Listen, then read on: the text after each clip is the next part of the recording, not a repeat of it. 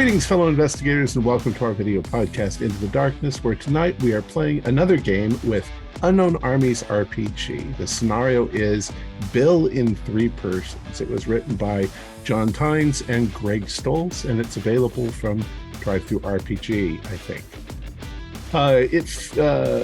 Our game master is Matthew Sanderson, and this is a long one-shot. So without any further delay, let's begin our journey into the darkness. Matthew? All right, thank you very much, Tom. So for the beginning of the scenario, we're going to divide up into three groups. As when we put our characters together, we have a reason for them driving somewhere along a dim, dark country road about 2 a.m. But we're going to focus in on what each of these groups sees without necessarily the other people knowing what's going on to set the mood. So for car 1, can I have Marty and Richie? You can keep your headphones on. Can everyone else please remove your headphones? We'll give thumbs up, and then I'll say who the next group is that's going to take their place. Right. So Marty and Richie, you've had a little bit of experience in Boston, having just gone to get to the local McDonald's. Got some really tasty burgers and all that, good, healthy, life-affirming food. And yeah, then you've had this weird experience just driving around when you realize that someone's been following you, that always the same black car keeps appearing in the rear view. And that after taking a few twists and turns, you're finally heading outside of the city, deciding to kind of lose these whoever these creeps are, going down some backcountry roads, and you've got nice, just almost farmland either side of you. It's kind of like just dark. Even the road you're on has no street lights until you get to a junction. Then it's like normally like a single light illuminating the junction. So what's kind of happening between you as you're driving along this almost unilluminated country road? That was fucking weird, Richie. Yeah, Marty, I don't like that. You think somebody's gonna bump into us and then rob us? Or?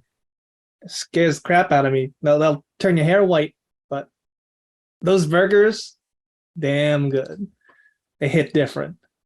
Yeah, thank God that Mickey D's is open at 2 o'clock in the morning. But I think they must have given up, whoever was following us. I wish, my brother's got a gun in his truck. I wish I'd have. I don't do Google guns. Yeah, well, I'm just a little afraid that at some point I should probably do something like that. But we're out in the middle of goddamn nowhere. Yeah. Do you know where we are? Not really. I think that if we just follow the road, we'll stay out here for a while and then follow the road back. I'm sure those guys, if they're going to rob us, they're not going to be like waiting for us. Yeah, I think they're gone. You think I should turn around? Yeah, let's put on some relaxing music. I like Kind of Blue, Miles Davis. Okay. Yeah, there's a tape there in the middle. Yeah. Okay. You have to just flick on the radio to basically get any music you can, or even turn on the tape player. And it happens to lurch into a good oldie of Alan Parsons called "The Three of Us." Oh, it's "The Three of Us" or "Three of Me," which I can't remember the title off the top of my head. But yeah, it's just an appropriate track that seems to help set the mood. And up ahead, just as you're kind of looking in the rear view, thinking, "Is there anything coming up behind?" You don't see any lights, but you do see up ahead of you there is an intersection coming, a crossroads. And you have to do a little bit of a double take. It looks like there's been a 3-way head-on collision. There are 3 cars which are smacked into each other. Jesus Christ. You can see that one of them slipped on its side, another one's flipped on its roof completely. And there's a police car with its lights flashing, and evidently what looks like either a sheriff or some kind of patrol officer, arm in a sling that's trying to wave you down. And as you come closer, and maybe wind down the window, you can hear him say, "Stop! I'm going to need some help. There's been an accident." Yeah, sure. Anything. You don't see any cars other than those around you at the minute. But do you get out of the car? Oh yeah, I mean, yeah. If you need help, officer, sure. Suddenly, as you get out, you maybe stop mid-sentence. You do a little bit of a double take. There are suddenly two other cars that you can see pulling up at the junction from other directions. One of them looks like a beaten up, like decades old ass Buick, and another one that's a more modern, like a 2017 Jeep Wrangler that's pulling up, and a couple of people getting out of each of those cars. We're going to pause there for a second. Right. If everyone can put the headphones on and you take those off.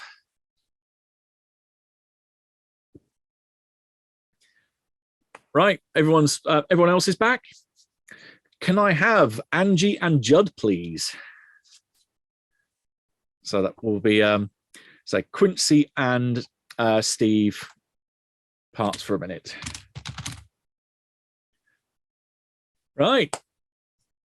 Angie and Judd, you've taken your nice country road on the way to get rid of some of your cargo that you've got currently rolled up in the trunk.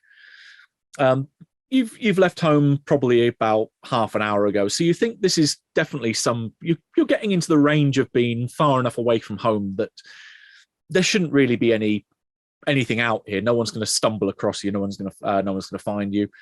You haven't seen a car for ages either, so you're just passing down these long roads, which is just black off into the distance. You only see the occasional light at an intersection. There's not really anything else around you. So what's the kind of mood or conversation happening between you two? Look, all I'm saying is that I should get the room. That's all I'm saying. It's always been the worst. You always had the better one. I should get the bigger room. Are you kidding me? I rolled her up in the rug, Judd. You just sat there like a baby. Well, I was keeping watch, and I had a lot of trauma from everything. Like, we were really close. You were really close. We were really close. What was Granny's name, Judd? What was Granny's name? She always said I should just call her Gram. Velma. Her name was Velma. That doesn't sound right to me. Those who know her name get the pleasure of taking her damn room. Okay? I don't think. Take an extra 50 off the check we're gonna get every month. Yeah. Okay. And I'll take the room. Thank you. Okay, fine. But look, then, what do you think? Let's pull over there. I think this is good enough. Yeah. I don't see anybody. Did you actually unpack the damn telescope though? Is it still in the box, Judd? Yeah, it's still in the box. Well, I wanted to return it later. You gesture ahead of you to say, let's pull over here.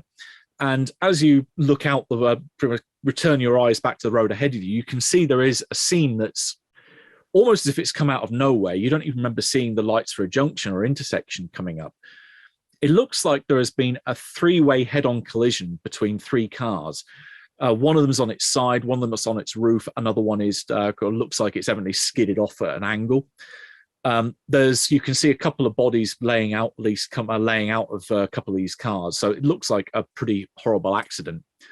There's also a police patrol car that's parked up alongside with flashing blue and red lights, with looks like maybe a sheriff that's got his arm in a sling, big wide hat, that's kind of waving you down and kind of asking. You can hear him over, maybe if the windows are slightly down, you can hear him yelling, "Stop! There's been an accident!" Shit, just what do you do? Stay cool. We're gonna cruise to a stop. Just be cool, Judd. Just be cool. Judd is rolling down his window and throwing out a small bag of weed just onto the side. Get out. Okay, we're just law abiding. Be cool. I'm cool. Where's the I'm cool. Where's the breath mints? Damn it. Shit. Yeah. Okay, if the car's come to a stop, he's gesturing with his one hand that's not in a sling. Could you get out? I've got people that need help here. I've only got one arm. Can you give me a hand? Can you give me a hand out here? Quick, there's people's lives at stake. Sure, officer. Yes, of course. That's what law-abiding citizens do, Shut officer. up, John! Of course, yeah. right away. Okay, you get out of the car, maybe kind of flustering things like, why the hell have I got a dumbass brother like this? And the two of you have to do a bit of a double take because you didn't see there were two other cars coming up to this junction, which have literally stopped at the same time you have. It's almost as if they've appeared from nowhere. You would have seen the headlights coming at this junction. So where the fuck did they come from?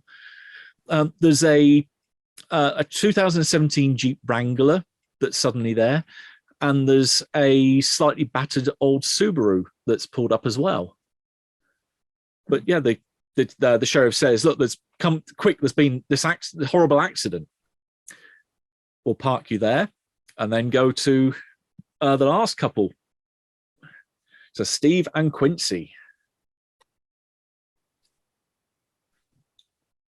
Right, so just Steve and Quincy. So Marty and Richie, we can bring you back in a minute.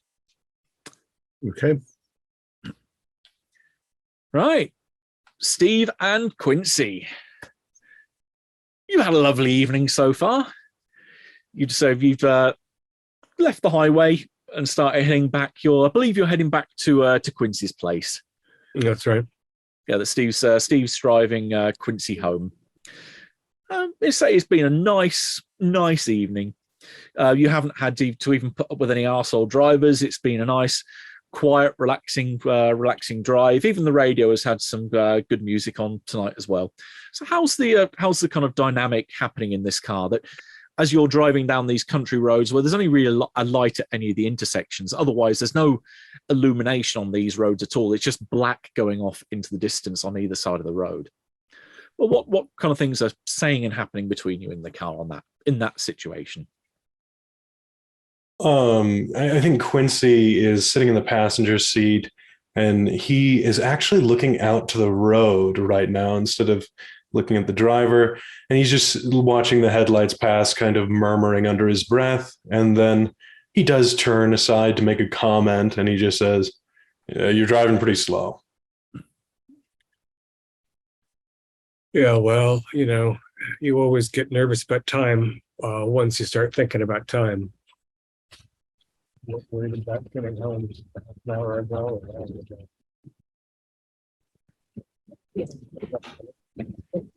As a quick aside to Dave, something really weird happened with your sound just then. How are we now? That's better. Okay. So yeah, I won't dawdle, but you come home late on a night like this, you have to make your excuses, same as I do. Yeah. Well, nobody suspects anything. The coast is always clear. It's not hard to figure. It's not hard to figure Nancy out. It's not hard to figure out anybody. Not everybody's as easy to read as you think, I'm afraid, Quincy. Yeah, well, you can live in your world, but I know the score. It's your situation. I'm not going to cause you any trouble. If things go south, they'll go south for you. Cause any trouble, cause any more trouble. You've caused enough trouble already, but I do appreciate it. Not with malice. As Quincy said, you're looking out of the road ahead of you. You come up over a slight rise, so you can then see, if it would be a nice, bright, sunny day, you'd be able to see what would probably be a nice little slope down going off into the distance and maybe into a valley. But at this time, you're just cresting over this hill, and what you expect to see would be just blackness ahead of you. You can see a light or a street lamp over an intersection where it looks like a crossroads where there has been a three-way head-on collision. There's one car which has kind of spun off at an angle, one car which is on its side, one car upside down. You can see a couple of bodies lying out of the driver's side doors of these cars. And you can also see there is a state trooper's car, definitely some kind of traffic officer, parked off to one side, red and white lights flashing.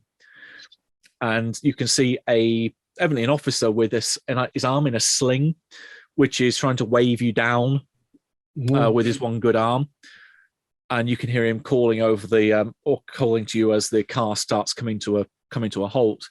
You hear, halt, quick, I need some help. There's been a terrible accident here. Can you get around him? Jesus, Not really. Quincy. Yeah. Is how much of the intersection is blocked? Can I? Pretty much the whole thing. Right. Yeah. Yeah. Well. Yeah. I'll roll my window down. Where do you want me, officer? I need some help getting these folks out of the wreckage. I've only got the one arm. I need help. Ambulance on the way? Yeah, they're on their way. Just please come. Yeah. And he's gesturing for you to get out. Yeah. You can stay, Quince. I'll be right back. Or we'll see. Thank God. He seems to hear this and actually looks towards Quince. Says, No, I'll need both of you. I've got 3 folks here that need help. I need as many of you as I can. Should we wait for an ambulance before we move them? He looks towards the wreckage and said, "No, there's gasoline on the road. The car's engine is sparking. I've got to get them out of there before the whole lot goes up in flames. Right. Quick, please." Who's first? Right, you get out of the car, and suddenly, off at 2 of the other junctions or 2 of the other roads coming in here, you see cars just pulling up to a stop that you should have been able to see them. It's like they've literally come out of nowhere. You can see the headlights on. It's not like they were rolling along with their headlights off. These have just appeared from nowhere.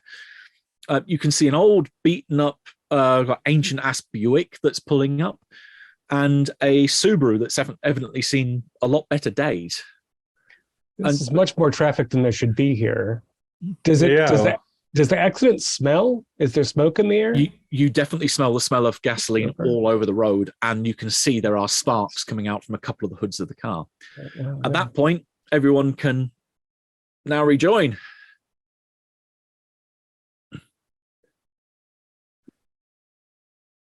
Right. So that, as I've explained to everyone, the group that are coming out of the Subaru are Marty and Richie. The 2 that are coming out of the old Buick are Angie and Judd. And the 2 coming out of the Jeep Wrangler are Quincy and Steve. So the police officer, or the sheriff, actually, as he's dressed, and the kind of the attire, now that you can see him under the street light, makes evidently he is a sheriff of some kind. Can everyone give me a notice roll? Yeah.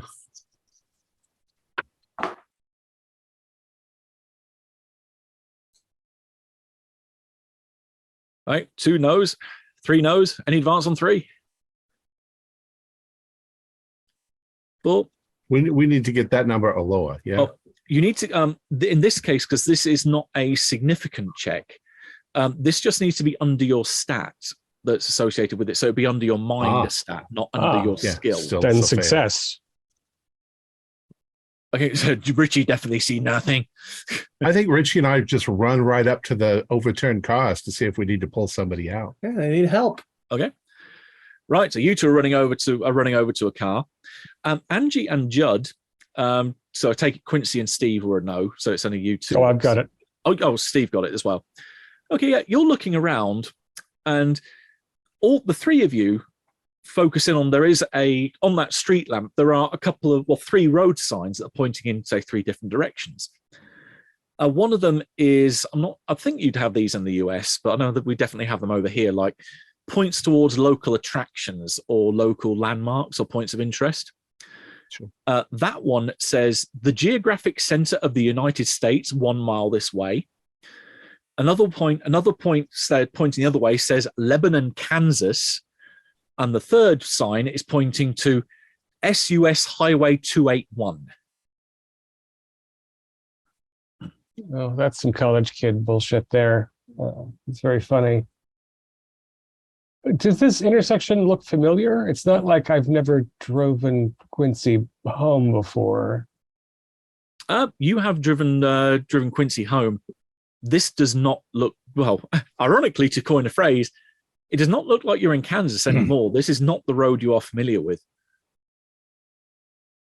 Well, that's weird. Who can I drag? Where's their gas? The sheriff in this case, just especially towards Richie and Marty as you're dashing over to a car. He kind of tries to wave you over with his arm and pulls you over to his cruiser. I've got some bodyboards in the car. I don't know what the state of these people are injured, but you, in case they've got problems with the spine, you're going to need to get them on these to help lift them out and secure them, just until the ambulance gets here. So he quickly darts around to the back of the car and pulls up the trunk, and then inside he has 3 bodyboards laid up with straps over them. Okay. So basically gives you a quick rudimentary, get them on the board, put the straps on like this, pull the end of the strap, get them tight. You're happy with that? And he we watch TV. We know how to do this stuff. Let's get over to the car. I need exactly the kind of people I need. And he points over towards one of the cars, one of them that's on its roof. So yes, you can see a guy kind of half out the window. Get down on my hands and knees and look inside. How many people in here? Are you guys conscious? The car that you run over to, so the one on its roof, there is one person inside, and he's wearing a white t-shirt. You can see sweatpants and a Cubs baseball cap, and he looks beaten up as all hell. He looks like the trying to think what the word is now. The thing that blows up off the wheel, the airbag. That's it. The airbag's gone off in his face, so he hasn't had significant damage from his chest up, but he's still battered and bruised. And he looks like he's definitely hurt. Is the car crushed in the front? Does it look like his legs are trapped? It definitely does. Yeah, it looks. You can see there is blood running down his side, so evidently there is some injury that you can't see. In this case, higher up because he's upside down.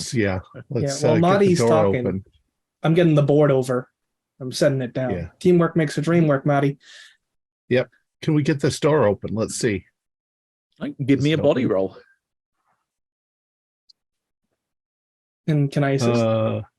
You can try the same roll. Yeah. Okay. So we want to roll under the number, but close to the top. Yeah, higher the better, as long as it's under. 69 out of 70. You rip the door off its hinges pretty much. And you get full view of him. This admittedly is a bit of a double-edged sword, that you are right up close to seeing his legs having been crushed against the column. Right. But you can get do you have a hardened notch in violence? I have 2 hardened notches in violence. You're fine. How's Richie? Richie can give me a rank 1 violence check then. Okay, so this is against mind? Yep. Oh, I failed. Okay, pick up a failed in violence then.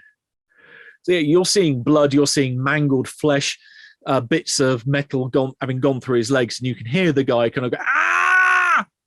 As you're seeing a guy in immense amounts of pain that's in there. Yeah, Richie, come on, pull yourselves together. Oh, I can't. Dude, come on. This guy's in danger. All right. I'm going to put my hand behind his head and kind of cradle him, and we got to pop his seat belt. He's going to slide forward. If he's hooked on something, he's going to really scream. But so I'm going to reach up. Gotcha. You get ready to unclip the belt. We'll skip to the next group. So the sheriff is pulling out a bodyboard and handing it to Angie and Judd, or at least gesturing it in your direction. Whoever wants to take it. Yeah, I guess I'll have had it shoved in my hands. He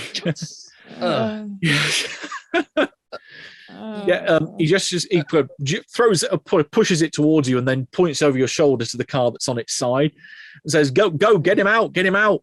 What about the other one? Isn't it less that one seems easier? Okay. Yeah, shouldn't we be prioritizing the vehicles that civilians can actually help with? I'm not a professional officer. We need to get them out of those cars as soon as possible before this whole place goes up in a fireball. So all we're doing is getting them out and get because you can smell now there is actually gasoline all over the road. and you can looking either way. That car that you see that's still on its wheels. You can see sparks coming out from under the hood. Yeah, that you actually this is not kind of your danger sense is going off here. This is not a really pleasant place to be right now. Yeah, Judd, I don't like this. Maybe we just make a show of helping a little bit and just get the hell out of here. You know, we just don't try that. We're kind of pushing the wheel. Don't be a hero or anything. If we start seeing it go, we just take a few steps back and like, how close did we park?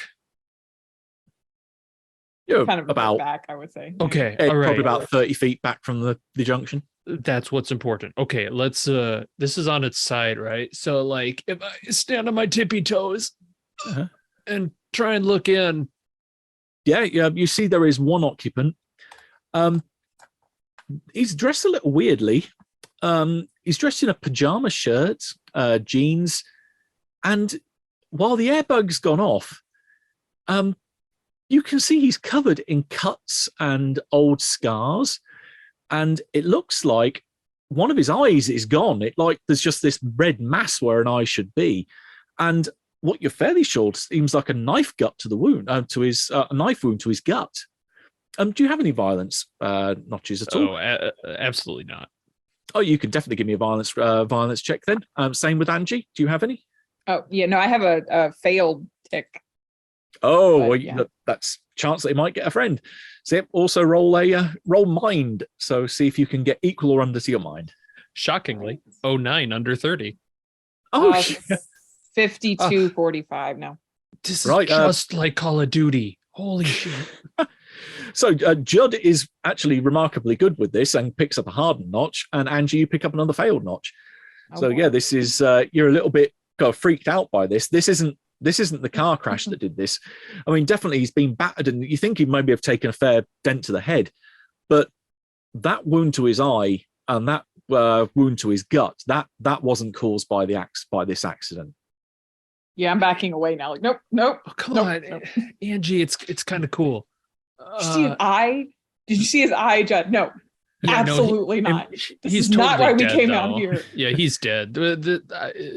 Sheriff, Call it. We can't help him. Let's go somewhere else. Yeah. As you say that, you hear him groan, and with Angie's probably looking away reflex, you can see in the footwell of the passenger side of the car there is a bloody knife. Even the hilt is still bloody. That even would correspond. You think perhaps these might have been. Well, either he stole the blade off the person that did this to him, or more likely, given the amount of blood that would have gushed out of him, maybe he did this to himself and he poked his own eye out. Nope. Yep. Dead. Dead's dead, man. Not helping that. No. I'm no. Someone else can deal with this guy. And the third group, so with the sheriff pulling out the last bodyboard, he is pointing up, he's thrusting it in the direction of Steve or Quincy, who is the between you that pick up. Steve gets it. So you have a bodyboard thrust with one hand thrust towards you and points towards the one car that's still upright. Steve. This place is going to go up. This place is going to go up like a fireball. Yeah, I know. Look at the ground. We got to bolt. They don't have the. We have to be quick. The ambulance is going to be here. We just have to be quick. We can't leave these people behind. They're helpless. Move it. They're helpless. We're all dead. If you don't move now. On my way to the car. I'm following Steve. You're running over, your feet squelching on this thin but growing puddle of gasoline, and you go over to this. What now you see is an old Hyundai that's still on its wheels.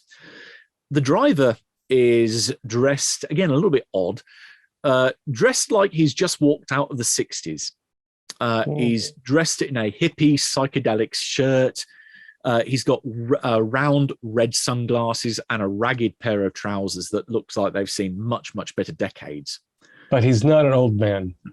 No, he's not. No, he looks like he's in his maybe late 30s, early 40s, perhaps. Time traveler. How old's the car? The car's probably about 10, 15 years old. Right. Are the sparks coming from the engine? Is the hood open? Yeah, it's coming from the hood's down, although it's buckled because say they were head-on collisions. Right. So you can see there is sparks coming out from under the hood. Right. The guy's also again airbag's gone off, and you can see that he's crushed against the wheel. So you can hear him wheezing and breathing, but he's half conscious at this point in time. So I'm assuming that I carry a Leatherman or other utility knife. Mm-hmm.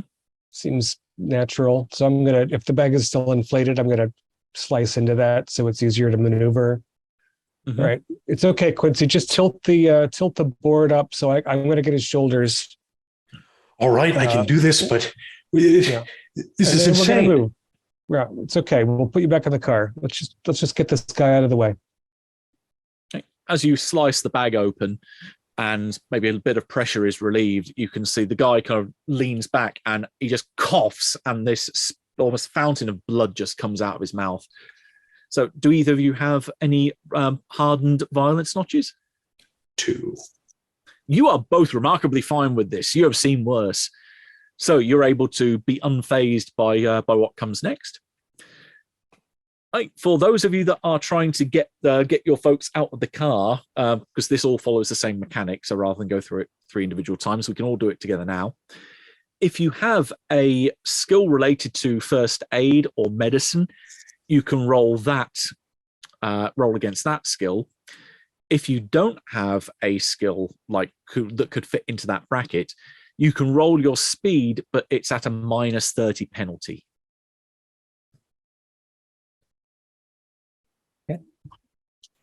If I have a skill, right, it's not to do with medicine. I have a skill flee that's higher than my speed -30, but that is not to the point. You're not fleeing yet, no. Okay, I'll try that number. No. Okay, so did anyone pass? This was speed, correct? Yeah, it's speed -30 if you don't have a medical associated skill. So Judd and I don't think we're even trying to help anybody. So did we need to roll anything? We were like, no. If you're not seemingly helping at the minute, the sheriff is going to come over to you and is like, "What's the problem? Do you need another pair of hands here? What? I mean, I've got one hand. What's the matter?" No, he's dead. There's no sense in trying. Yeah. What do you mean he's dead? You hear a kind of from inside the car. Well, we didn't hear that earlier, officer. He just looks dumbfounded. Quick, man! I don't want to go up in. I don't want to get flambéed here as some kind of s'mores. Okay. I want to help him. All right. So I have drugs, but I'm assuming that is not an applicable medicine skill. Maybe not those drugs. What was the speed check I needed to make here? If you haven't got a medical associated skill, then it's a -30 to your speed. Well, good news, it didn't matter. 72 over 70. Okay. Between you then, or in fact, all around you, you can hear the efforts to get these guys out of the car are not going as smooth as you would likely intend. You can hear there are cries, there's ripping of clothes and flesh as you're pulling like from the first one where the guy, you're pulling him out and his legs are being ripped out in the process. It's putting a few of you to the point where you might want to go over to the side of the road and throw up. You are definitely not coping well with this, and the poor fellas that you've got on the bodyboards aren't either. But you're just about able to get them on there and secure them, and at the sheriff's direction, get you over to the side of the road, away from the growing pool of gasoline. But yeah, it's not pleasant for you, and it's certainly not pleasant for them. So these three are.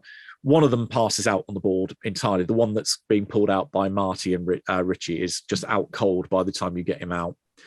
The one that's missing an eye is still somehow alive, somehow barely conscious. And the one that's on the last one that Quincy and Steve are getting out is kind of almost mumbling or burbling under his breath. But as you take them over to the side of the road, can everyone give me a notice roll? And this is a regular mind check, not a specific notice Yeah, check. this would be unless said you have to unless said you, under your skill, then it'll always be the associated stat. I rolled an 11. Oh, right. That's nice. Match 6, or in fact, regular success. Yeah, these three people, as described, they're wearing different clothes. They're beaten up quite a bit. So you have to look between each one. Something familiar about these, or something seems not right between them, but you can't quite put your finger on it, but there's definitely something odd. Steve, you're looking at the same person 3 times over. They are clones of each other. They are doppelgangers, almost to every detail, other than the fact that, say, one of them's evidently missing an eye, and they're battered and bruised in different ways from the crash. You kind of look over your shoulder and realize that it's not just them; it's the same Hyundai that's come in 3 different ways, with the same Kansas plates on it as well. Kansas, like the signs that don't belong here. Yeah. The sheriff takes one look down at them, and you can see he shakes his head and looks up between you and says, God damn it, I knew that. It's the damn Bill Toge again. There's an almighty sound from behind you. Sparks erupt from one of the engines, and this almighty fireball erupts from the road, encompassing the 3 cars and washes over all of you. That was it. Thank you for playing. So, what do you do? Well, I've been expecting a flash from the gasoline. So the second I see the flash, I dive for Richie to knock him to the ground and land on top of him. You dive for Richie. You're kind of your arms out, grabbing him almost like a rugby tackle, and your feet almost slip under you as the polished surface of the floor that you're on means you kind of almost lose your footing a bit, and you careen him straight into what looks like a aisle of what looks like cat litter and cat food, as you smash up against what seems like an aisle in a supermarket store. Oh my God! What the fuck, Marty? What? Where's the explosion? Where's the guy? Yeah, looking around you, all of you are now suddenly realizing, hey, why am I not flambéed? You're stood in what looks like a supermarket with dreary music playing in the background. You're in an aisle that's on one side it's got pet food, on the other side it's got cleaning supplies. You're dressed exactly as you were, but it's also, you can see it's daylight outside. You can see windows off in the distance. And then all of a sudden, there is an almighty boom, which Richie, with his fear check, knows the sound of a shotgun when it goes off. And there's someone screaming and crying as they've just hit the deck. Then there's what seems to be panic rippling out across the supermarket from various other shoppers that you can't see from where they are. Someone in the distance yells, "Get down, nobody moving, no one gets hurt." What do? This can't be happening. Holy shit. I'm still laying on top of Richie. That's a gun, Marty. I'm out of here. This is hell. Angie, come on. We gotta go. Scramble. Yeah. We're gonna I think Judd and I are like scrambling for each other and like trying to run. We're scrambling around to get on the other side of the aisle. I think the aisle runs kind of lengthways across what you think would be like the length of the building, so that you have kind of short ends at both, or short gaps at both ends. From behind you, you can see that it opens up into what looks like a pharmacy area inside the store. And directly ahead of you looks like that's where the cash registers and the tills are. And then beyond that, it looks like there's some kind of, it almost looks like in-house restaurant, like a bagel shop that's up at the front. Quincy, what did the cop say? Another Bill Toge? Another Bill? Something along those lines. What the hell are we? What just happened? No, all of the cars were the same driver in different times, he's probably the guy with the shotgun. The guy with. Can I look at the guy with the shotgun, or is it obscured?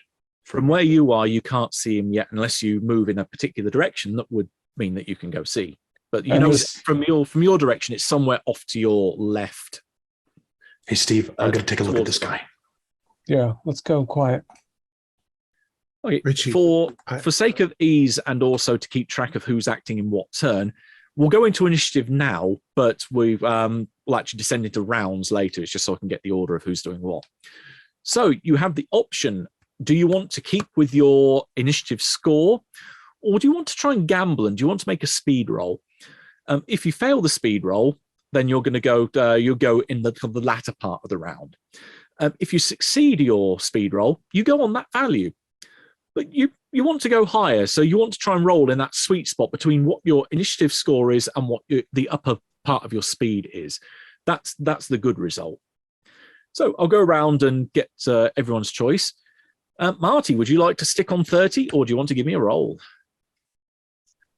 I'm going to give a roll because I've got 60 in speed. Go for it. 12. Okay, so 12 is your new score, but it does count as a success. So you are in the top, the upper band of initiative order. Okay. Richie, roll. I'll roll. I'm gonna be a gambler today. That was a fail. Okay, what did you roll? I rolled a 64, and my target was 50. Ah, well.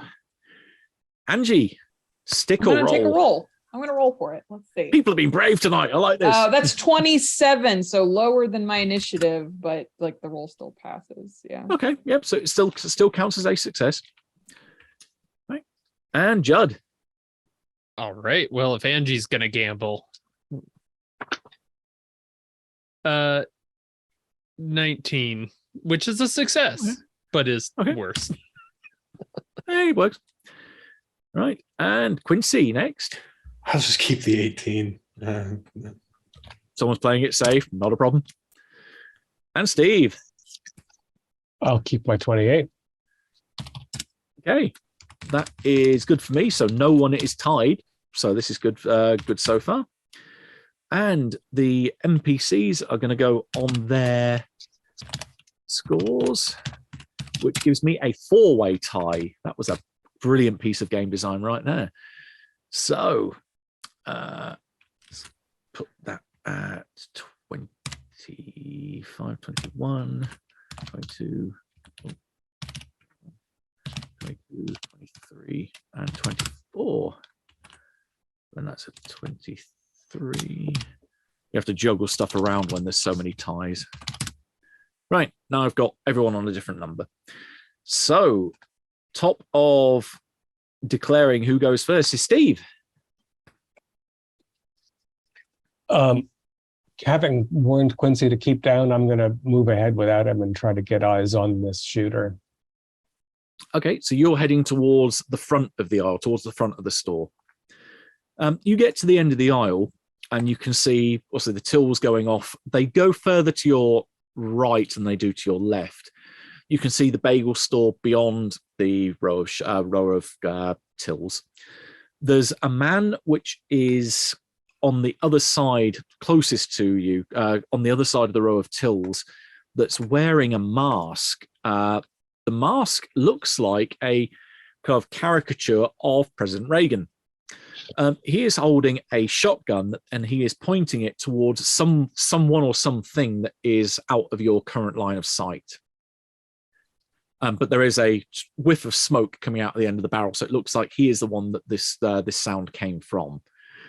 You do hear, though, the person who was yelling, "Get down, nobody gets hurt," was further off to your right, so that is a little bit further out of sight at the moment.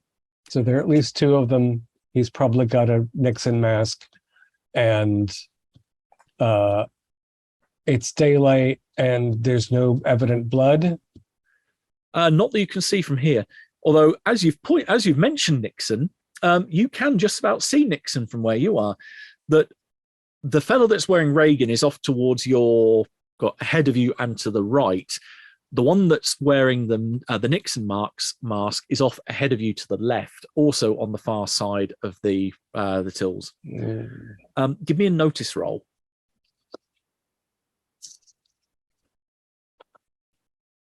Ooh, 89 is not going to do anything.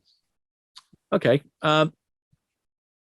maybe it doesn't come to mind yet, but there is something about the guy wearing the Nixon mask that seems familiar. Okay. Right, that was so technically first. Angie, next, what are you doing? Is there like a back room, like where they would like move produce through or anything like that I can see anyway? So you're going to the other end of the aisle. Yeah. I'm grabbing Judd with me though. Like we're gonna go. Okay. Yeah, you get to the end of the aisle. There's a few things down here. You can see this is where there's a whole row of counters that go along the back of the supermarket. So off to the extreme left for you, there's the seafood aisle. There's kind of the meats and deli, which is then almost across from you. Again, further to the left. Pharmacy immediately in front. Beer and wine then going across a little bit to the right. And past the beer, all coming wrapping round from the beer and wine section, you can see a fire door. Okay. Yeah. That's where we're headed. Okay, so you're heading out that way. The fire door does. In fact, give me a notice roll. See if you notice it. Okay. This would be under your. Is a 46, and my mind is 45. So close. This would be counted as a significant check. So this will be under your skill anyway, because this kind of counts as combat. So all rolls in combat are under your skill. Got it. That's so you see where the fire door is, but there's nothing that you particularly notice about it. Got it. Right. And next up then is, in fact, the guy in the Nixon mask. He is going to be looking around to see if he spots anyone that's been a bit shitty at this point in time. So doesn't appear to notice Steve. So that's good. The guy in the Reagan mask, he's next. You can see he starts marching forward, and you can hear someone out of sight from you, kind of screaming and evidently in a lot of pain, having been shot. It seems like he is walking over to wherever this guy is on the ground, but again, his attention is solely focused there. Then two other NPCs, you can't see where they are. They have their actions at this point. You don't see what they are. Judd is next. Judd's making a break for it. If he can grab a plunger or something on the way past, it's the cleaning area. He'll try and make a break. Yeah, there is indeed a plunger. In fact, this is a good point to think. What kind of personal possessions did you have on you before when this whole thing kicked off? This is a question open to everyone. Is there anything of particular significance that you will have made sure was on your person? Just jumping stuff out in of the cars wouldn't have counted, right? Like literally knife. Pockets, that kind of thing. Yeah, I'm assuming on your Got it. person. lighter, cigarettes, wallet with a chain, utility knife, Yeah, Swiss Probably. Army knife. nothing else. I have some French fries in my pocket. Belt Save buckle. those for Granny's later. pills. Yeah. Granny's pills. Those Nothing French better than fries- French fries from the pocket later on. Mm-hmm. I think But from the Golden Arches, they still taste great. I think Quincy likes to project his masculinity. He likes to have a knife, it's a big showy knife that's not even super utility focused. And I think he holds it in his hand at this situation. You do almost that Crocodile Dundee line of call that a knife. This is a knife. Right. And ketchup packets. A lot of ketchup packets. That's You always important. run out of those stuff. Right. So yeah, Judd is you're grabbing a plunger. You say Yeah. as you're heading out, you're following Angie, so you get to the end of the aisle and take in what's around you. It seems like Angie is heading towards the fire exit. Yeah, great idea. Angie's the brain of the operations, anyways. All right. Quincy's next. So I'm trying to get their attention away from Steve, even if it means drawing my attention to me. Is there another way around? Because how I'm imagining it in my head is that he's looking down one alleyway and he sees them. So can I go to completely around that way? And then I just want to go ahead. I was going to say, you could loop round going the same kind of direction that Angie and Judd are going, because they've gone to the other end of the aisle. So you could go where they're going and then go round either to the adjoining aisles. Yes, I will go towards Angie and Judd, and nevertheless try to draw their attention away from Steve by just screaming, hey, Point Break cosplayers. And then I throw something. Would that be rolling my berate? I would go for that. So yeah, bear in mind to say this is combat, so you will have to roll under your skill. Okay.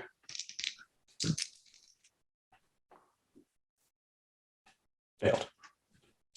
Okay, yeah, you are caught amongst the din of other people running around, because you aren't the only people in the store. You can hear there is panic all over the place.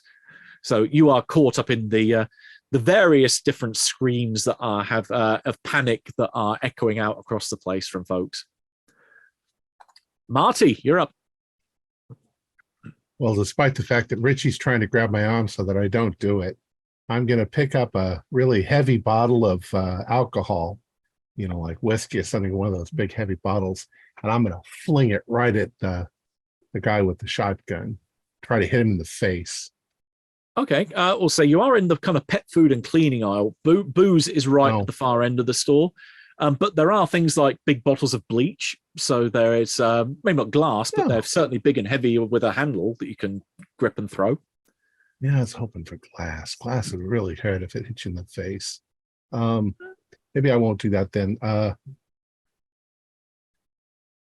don't know. Then I'll grab a bottle of bleach and I'll fling it up and over the counter into another part of the store so that they hear a noise over there. Okay. Have you got a skill for distracting, or do you want to just go with general athletics? Let's just go with general athletics. Yeah, give me a roll. Oh, I got 23 out of 25. Okay. Right. You throw it and it makes a kind of lands, and you think it goes splosh. And indeed, Probably one hits of them. things. Yeah. Indeed, it seems like the guy, at least from Steve's position at the front of the aisle, you can see the guy with the Reagan mask diverts his attention away from whoever's on the floor and looks down to wherever this big sploshing sound was. So grabbing a hold of Marty with one hand, like the back of his shirt, is there a way we can scoot towards there's got to be doors going into the back, into the wherever. Yeah, from where you are, you can't see it yet, but if you were to follow the other three, which are going down to that far end of the aisle, you'd get a good view of the back of the store from there. Okay. Trying to get to a back door. Last up then is Richie. Okay, so could I use the distract skill to go for a fire alarm? Ooh, I'd say because you'll know what you're looking for. Yeah, and I'd say give me a roll. Sounds good. Rolling it down. Okay, that is a 27 out of 35. Okay, in which case you see there is a fire alarm on the wall. The closest one to you, that's the good news. You see where it is. Mm-hmm. The bad news is it's on the far side of the tills, between the guy with the Reagan mask and the Nixon mask. Oh, okay. And they both have guns? The guy with the Reagan mask, he has a shotgun. Guy with the Nixon mask, he has, I think it's just no, he's got a no, it's not, that's Bush. He's got a handgun. I'm terrified of guns. I can't do that, man. I couldn't let you do it anyway. Yeah. Just get out the back of the fucking door. Yeah. Right. So that brings us back round to the top of the round, so top of the initiative order. So Steve. The cat food and cleaning supplies aisle. Yeah. There are cultural differences in supermarkets in the country and around the world. Some have really wide aisles, some have narrow aisles, etc. Some have frequent interruptions of the aisle, like a giant stack of cans of stuff, and some of them are wide open for the giant double wide carts. Where are we at in this aisle? In this case, they are on the map. They are running almost the length of the width of the building. So they are long, continuous lines of shelves. But there are displays at either end of those racks. So there'd be, let's say, the pile of cans would be, you're right beside one of them that's looking out onto the till area. And you can see there's another one down the far end as well. Right. But yeah, this seems to be an older type of store. This doesn't feel aesthetically like it's a modern store. It feels like it could easily be about 10 or 20 years old. But at least from what you're seeing, the products are today's products. It's just the building itself is a little older than, it's kind of maybe a kind of an older chain that you think you're not too familiar with this place. That all makes perfect sense. I want to, depending on how how long this takes, I want to start by taking some, like, probably laundry detergent sort of liquid, open one of those babies up and just sort of give this end of the aisle a good back and forth slosh so that anybody who runs toward it is going to go tits over ass. And then I'm going to pick up the heaviest thing I can and throw it toward the front. Okay. If that's 2 rounds, that's fine too. Because we're not saying I'm mainly doing this for order of who goes what. So give me a general athletics roll. Can I use my heavy labor skill? Yeah, because this is heavy lifting. Yep. Okay, that's a perfectly nice success. It's not close. It's a 14 under my 29. Okay, you throw it, in which case it lands a good old distance away and it goes roughly where you want it to land. So where do you want it to go? I had a bead on shotgun and he's already fired a barrel. Mm-hmm. So I'm going to go for the other direction. I haven't even probably seen what he's carrying. Yeah. Well, you saw he had the Nixon mask. You saw he's got a handgun. Okay. Yeah, I'm going to go for the handgun. Okay. And be prepared to book it. Well, you throw it and it lands. At that point, it swivels round and turns to you. And that's the point when your kind of delayed reaction of, I know where I've seen that before. The guy's wearing a white T-shirt and blue jeans, and he's got a Cubs cap on his head. It was one of the guys that was laid out. Bill. Yeah. Indeed, Bill Toad, if you knew who Bill Toad was, but you heard the sheriff say his name. I didn't know his name. All right. Right. Angie, you're up next. There's a fire door over there. For that emergency exit. Yeah, we're pushing for the fire door. Dragging Judd along. Okay. You run over there then, and as you get straight up towards it, you can see the door's actually open already. Oh, thank God. Let's get out of here. Let's go.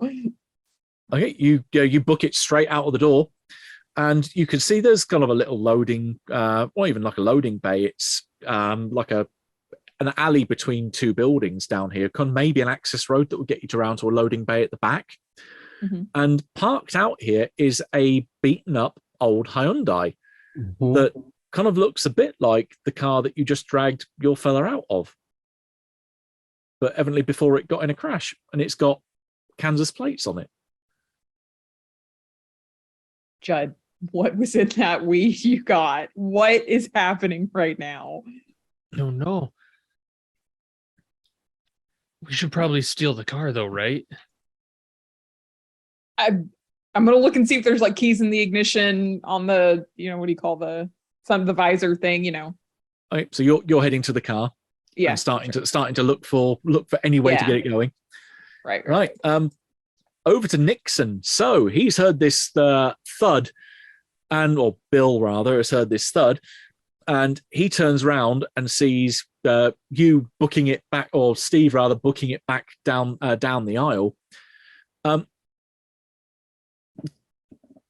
Do you want him to run after you, or do you want him to, or are you? Which would be the more good result for you? Do you want him to run after you, or do you want him to shoot at you?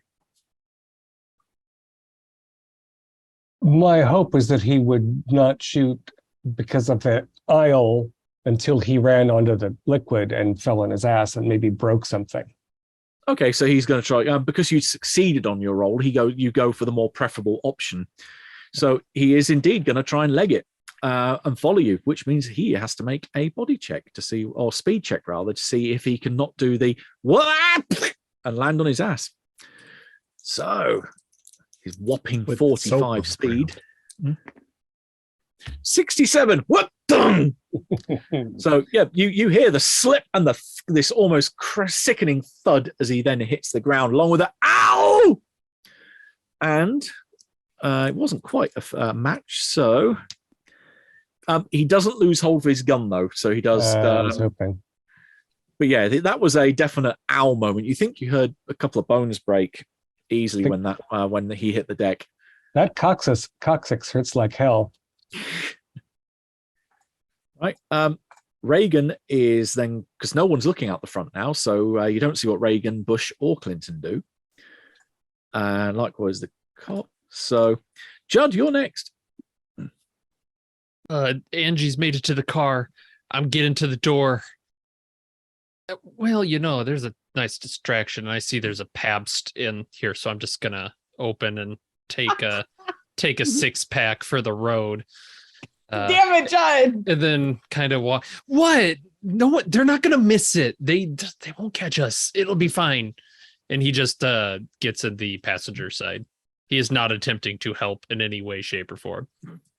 Okay. Yeah, I mean, you do indeed find there is a Pabst Blue Ribbon 6-pack on the front seat. Give me a notice roll as you quite happily chug back.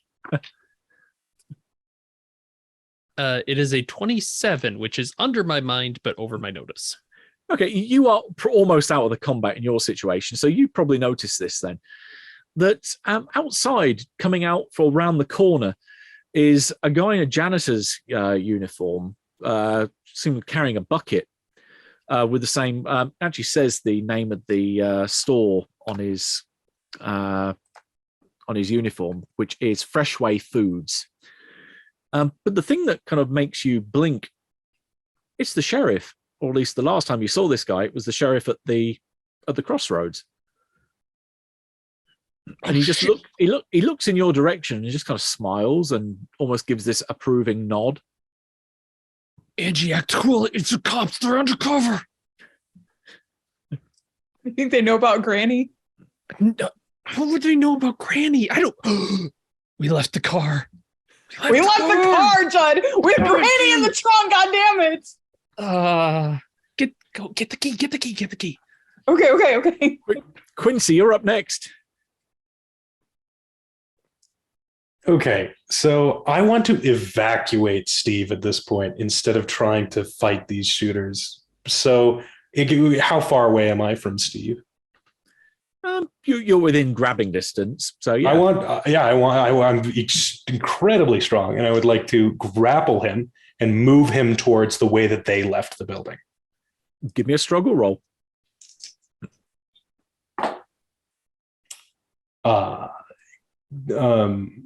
Yeah, that's a success. Okay, so that's under your skill, remember? Yeah, that's a 6 under 25. Even, yeah. Steve, are you attempting to dodge this, or are you going along with your friend here? I think I'm not going to fight Quincy on this right away. My concern about the people in the store has been reduced by the fact that the guy who's chasing me is also lying broken on a road somewhere else. So, I think reassessing makes sense. So, yeah, if he's going to drag me out into the sunlight, we can talk there. Okay, so you're going along with him. Marty, you're up next. Yeah, I'm calling 911, but I can't remember the number. You got to spell out police on the number pad. Yeah, police, you spell out police on the phone? No, I dial 911. Okay. Yeah, you pull out your phone. As you pull it out, you notice the time has changed on the display. It's now saying 2 p.m. of the same day. So this was actually, we should have put a date on this. What the hell did you give me? What the hell did you give me, Marty? blacked out. Let's say it's the 17th of September. But it is still the 17th of September, but it's 12 hours earlier, so it's 2 o'clock in the afternoon rather than 2 in the morning on the 18th.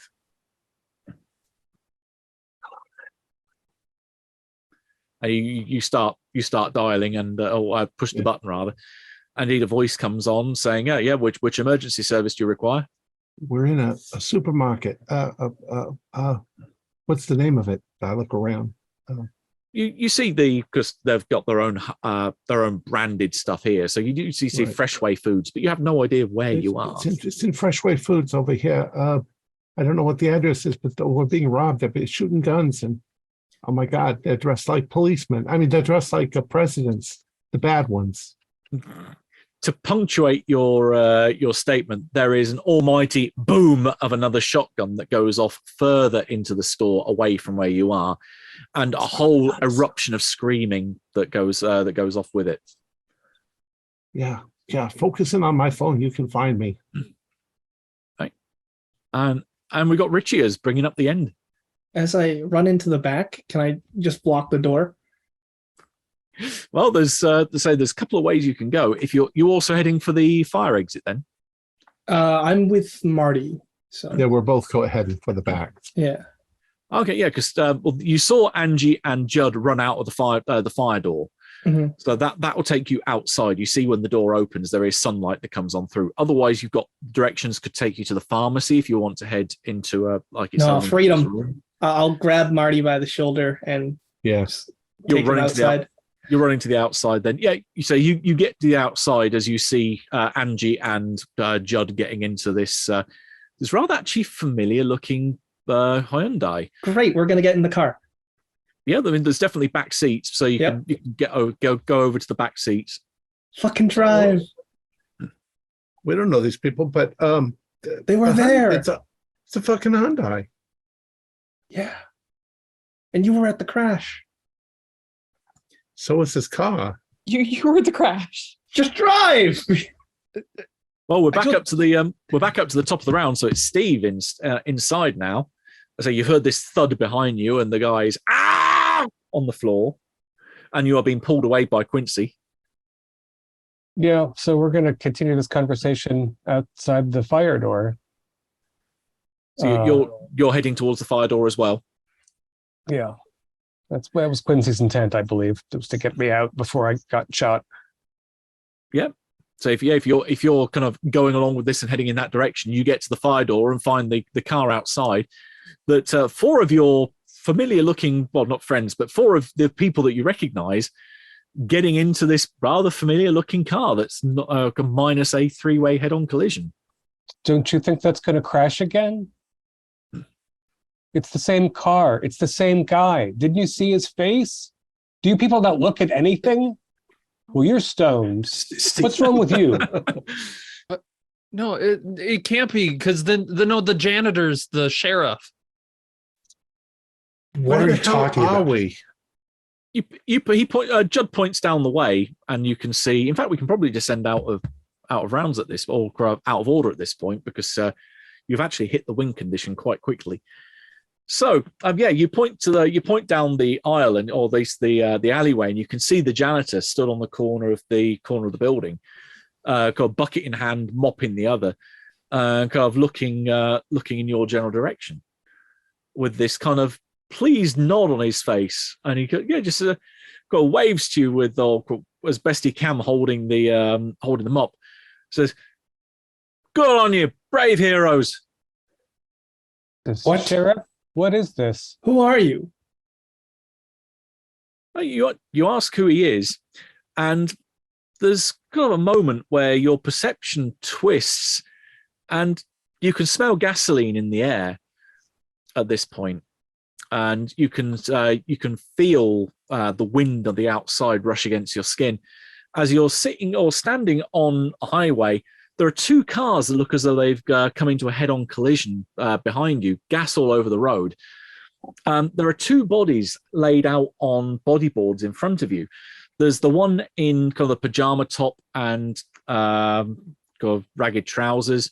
There's the other one in like the hippie-style shirt and red glasses. And this janitor or sheriff looking down with a kind of grim expression on his face. And he just breathes in through his teeth. Says, I just knew it. It's that damn Bill Toge again. There's a spark behind you, and then a whoosh and an explosion as the two cars behind you go up, and you're wreathed in flame. What do? I turn to Marty. I dive for Richie.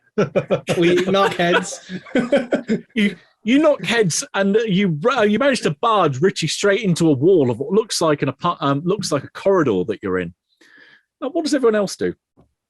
We got to stop beating like this. I probably would have like dove down and like covered my head or something. Yeah. Okay, you dive down and find yourself landing on a hard wooden beam floor. Turning your head just as you find you're coming your face to face with a little mouse hole of which there is a rat that's stuck out that just squeaks and runs away somewhere behind a skirting board.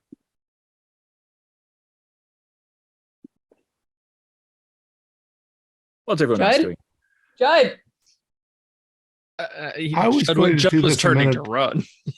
I was going to do it a minute ago behind the store, but I'm going to look at my phone and see where it says that we are. Well, this time now that you've maybe getting your wits about you, as you take in the scene around you, you find you're in what looks like a corridor of what could be a old, maybe 1950s, 1960s apartment building that looks like it's run down as hell. I mean, this place looks like it's decrepit. It looks like it's falling to pieces. And whipping out your phone, you have probably a couple of bars of signal. You are now in what seems to be St. Louis, Missouri. What the fuck? You can give me a mind check to see if you maybe clocked where you were for the other place. 85. No, that's not a pass. Yeah, you didn't think to look. Marty, it says we're in St. Louis. What? But it is also 2:00 in the afternoon again. What drugs are we taking? Did you see that vision though? There was only 2 guys at the car crash. We took. Yeah, what happened to our guy? The guy we took his car, so we never got into the crash. That's wicked. That's wicked. Wow. What's going on? Do we have to steal the Hyundais? I don't know. Who is to get out of this hell, man? We're looking. What's his name? Toge? Is he saying Toge? Toge? Also, how come you guys came with us? Who are you? Look, you got your phone. Who is Bill Toge? I don't know, but it's 2 hours. It's 2:00 in the afternoon on the same day that it was night. Why does the sheriff need our help to do this? Are we time travelers? No. That's impossible. Right. We were not in St. Louis. We were in Texas.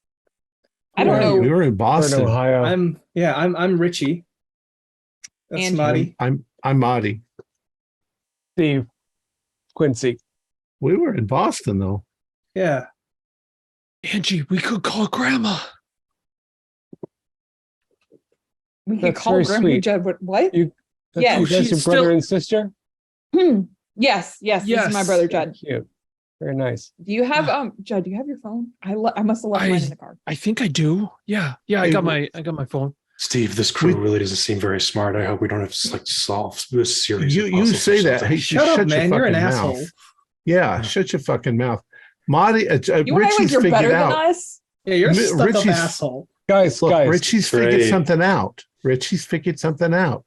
We took that Hyundai, and did you guys have the same vision with the cars? There were only 2. Before the second explosion. Our guy was missing. So which one? So we lost the pajama guy. So we still have the hippie guy. No, we lost the guy that was in the Cubs uniform, like a proper man. Oh, the Cubs guy, right? Yeah, the jeans and the. Except that, what if we take another guy's Hyundai and then he's not there, then there wouldn't be a crash because you need at least 2 cars for a crash. I'm guessing this is the guy who looked like he came from the 60s or the 50s, the hippie, right? Is that the guy who had looked like he had stabbed himself? No, Matt? Well, that's the pajama guy. Yeah, pajama guy is the one who stabbed himself. This is weird. I want to go back to Boston. Yeah. We need to Maybe- get back to our cars and our time. Maybe to help again accentuate that feeling of unease and I want to get out of here, you hear the sound of someone crying or whimpering in pain from one of the doors fairly close by, and looking around you think it comes from room 101 that's just a little way down the corridor from where you are. It sounds like, say, someone in pain, someone in a lot of pain, and another man's voice booming across his in an angry color. You can feel the hatred dripping out of his voice, saying, "How's it feel? How's it feel, dead man?" What do you do? I think we should leave. Yeah, so think we should Angie leave. and I'll go steal the car. You guys can just deal with this, right? You gotta figure out what's happening. I don't Yeah, think It's so. like one of what's those the deal? movies, man. I'm not a hero, man. I'm just trying to Yeah. get out of here. Yeah, but the sheriff janitor was trying to. It was like he was acting like we had accomplished something. Yeah, you think he's some kind of guardian angel? Well, we were definitely put in the right place. If this is all a puzzle thing, he walks up to the room 101. Maybe, wait, maybe we try the other doors before,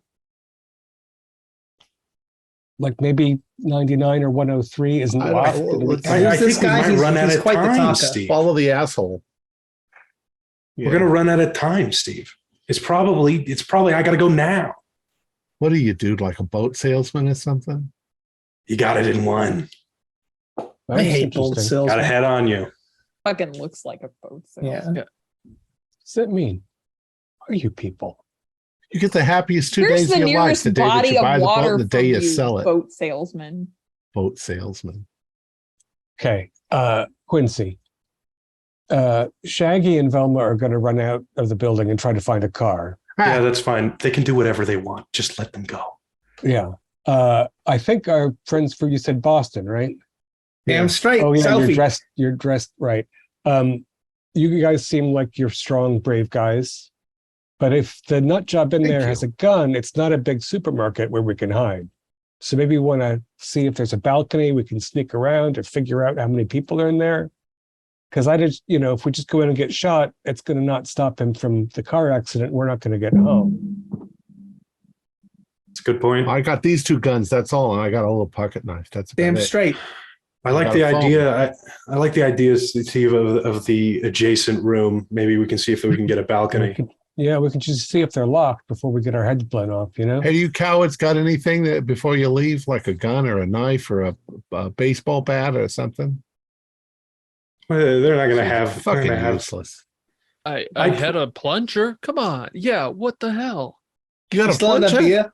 Yeah, it's not. I don't think it's here anymore. Shit. Judd, let's get out of You here. don't Sorry, Let's got I'm go on a the get- phone. plunger. I'm on the phone. Connected. You can make calls in the past. Huh? Who are you calling, Judd? Call yourself and Who are tell you calling? yourself not to. No, he can't Uh, call himself. He has his phone. He Okay. drops the phone. Ah, You can give me on a natural roll for that. Steve, no. I think part of the puzzle is ignoring these losers. complete failure. Yeah, Not gain a failed- double. Failed notch. Yeah, I'll go up where Quincy is and I'll knock on the door and say, "Do you need any help in there?" You hear this kind of,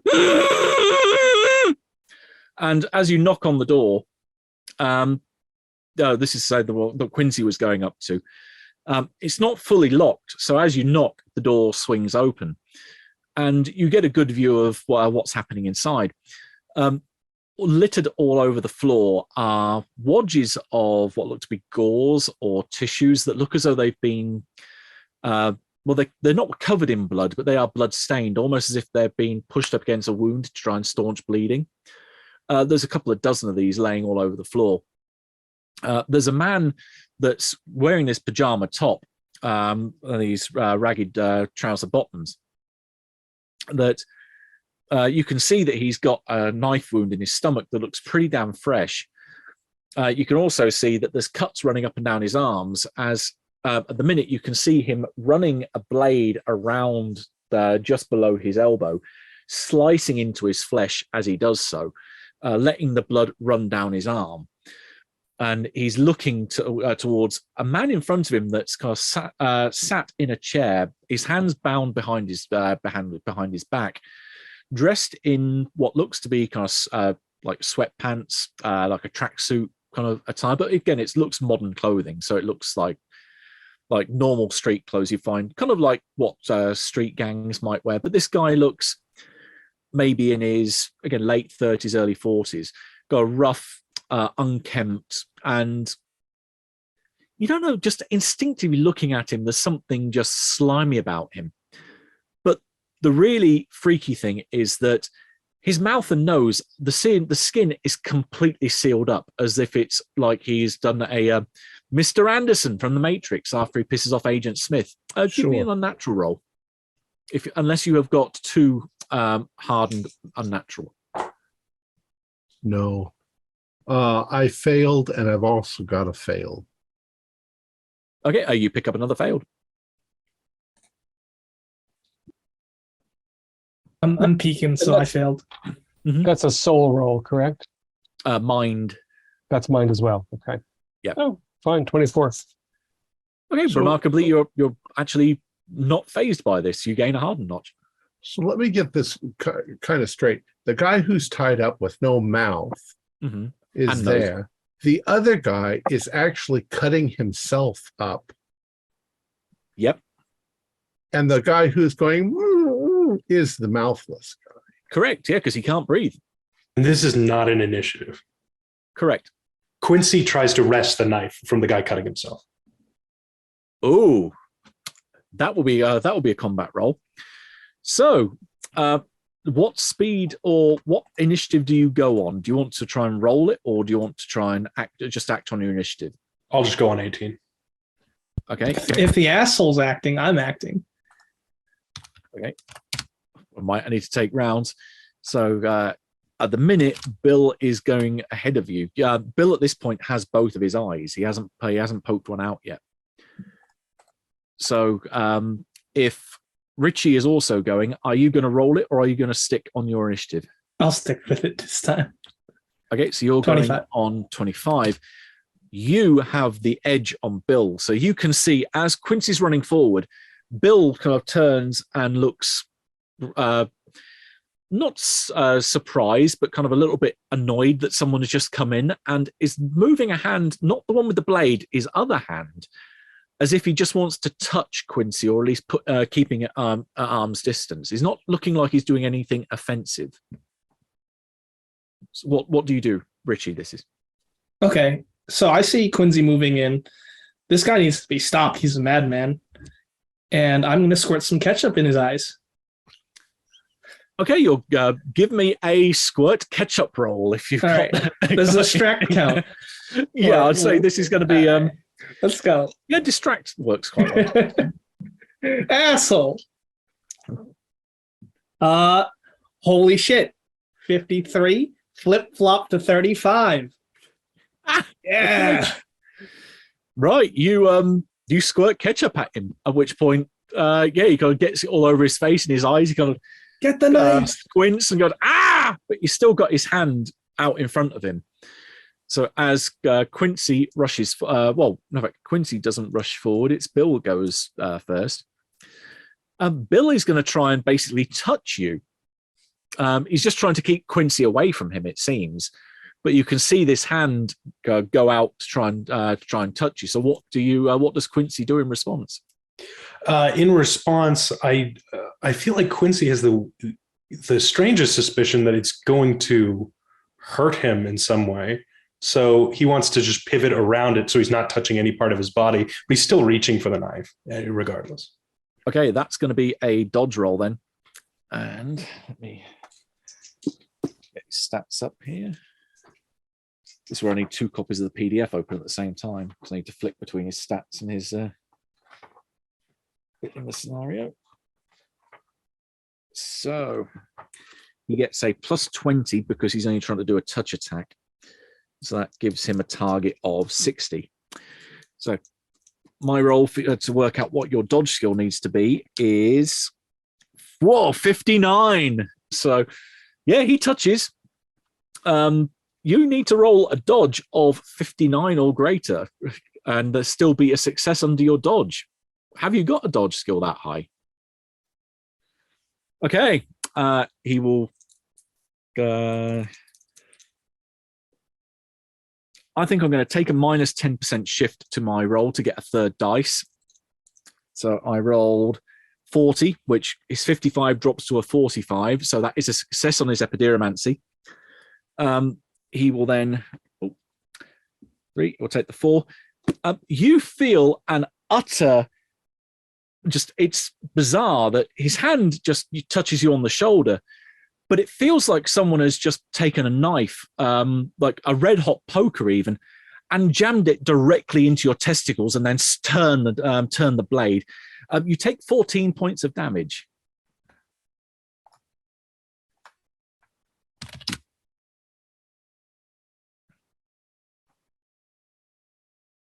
Suddenly stunned silence. So is anyone else doing anything at that point, or are you or is it just those three that are continuing to act? No, I was going to head for the guy who's tied to the chair with my pocket knife, but when I see that guy touch Quincy and Quincy go down, I'm gonna stab him in the eye with my my pocket knife. Oh, okay.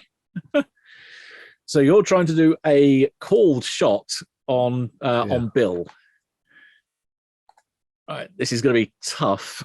They're also doing called shots. You might have sufficient enough skill to do this.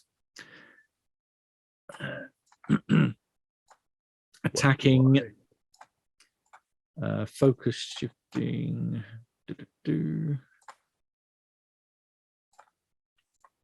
I know I saw this in my notes. Where is called shots? Here we go. Right, you need to succeed a skill roll, but you need a minimum of the following figures to be able to do a call shot. If it's something along the size of a leg, then you have to roll a minimum of 30 and succeed. An arm, it's a minimum of 40. Hand or foot, another 40. The head is a 50. You need to roll 50% and still succeed. So have you got the skill to be able to do that? And that's on body? This will be struggle. Oh, no, I've only got 30. Right. There is the option as well to consider here that you could take a focus shift, which is if you want to go all out on him to the detriment of everything else around you, you can take either a +10, +20, or +30% roll shift to your skill, but then anyone attacking you in the same round gets that same modifier against you. You could go for a 50, but then the only success you would ever get is you have to roll dead on the number 50. Or you could take a +30, and then you could roll anything from 50 to 60, and that will be a success. But it's only at that 10% range. So you could try to gamble. Can I change what I was going to do? Yeah, but easier to hit him because he's blind. All right. That would give. Actually, there are situational modifiers. Opponent is. I would give you a +20 for that.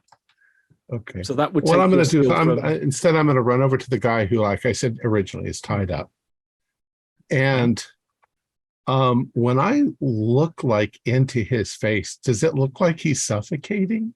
Yeah, it does. You can see there's no opening where his mouth and nose should be. The skin has completely sealed over. Well, in that case, I am going to hold his face. Can I feel that he still has a jaw and everything in there?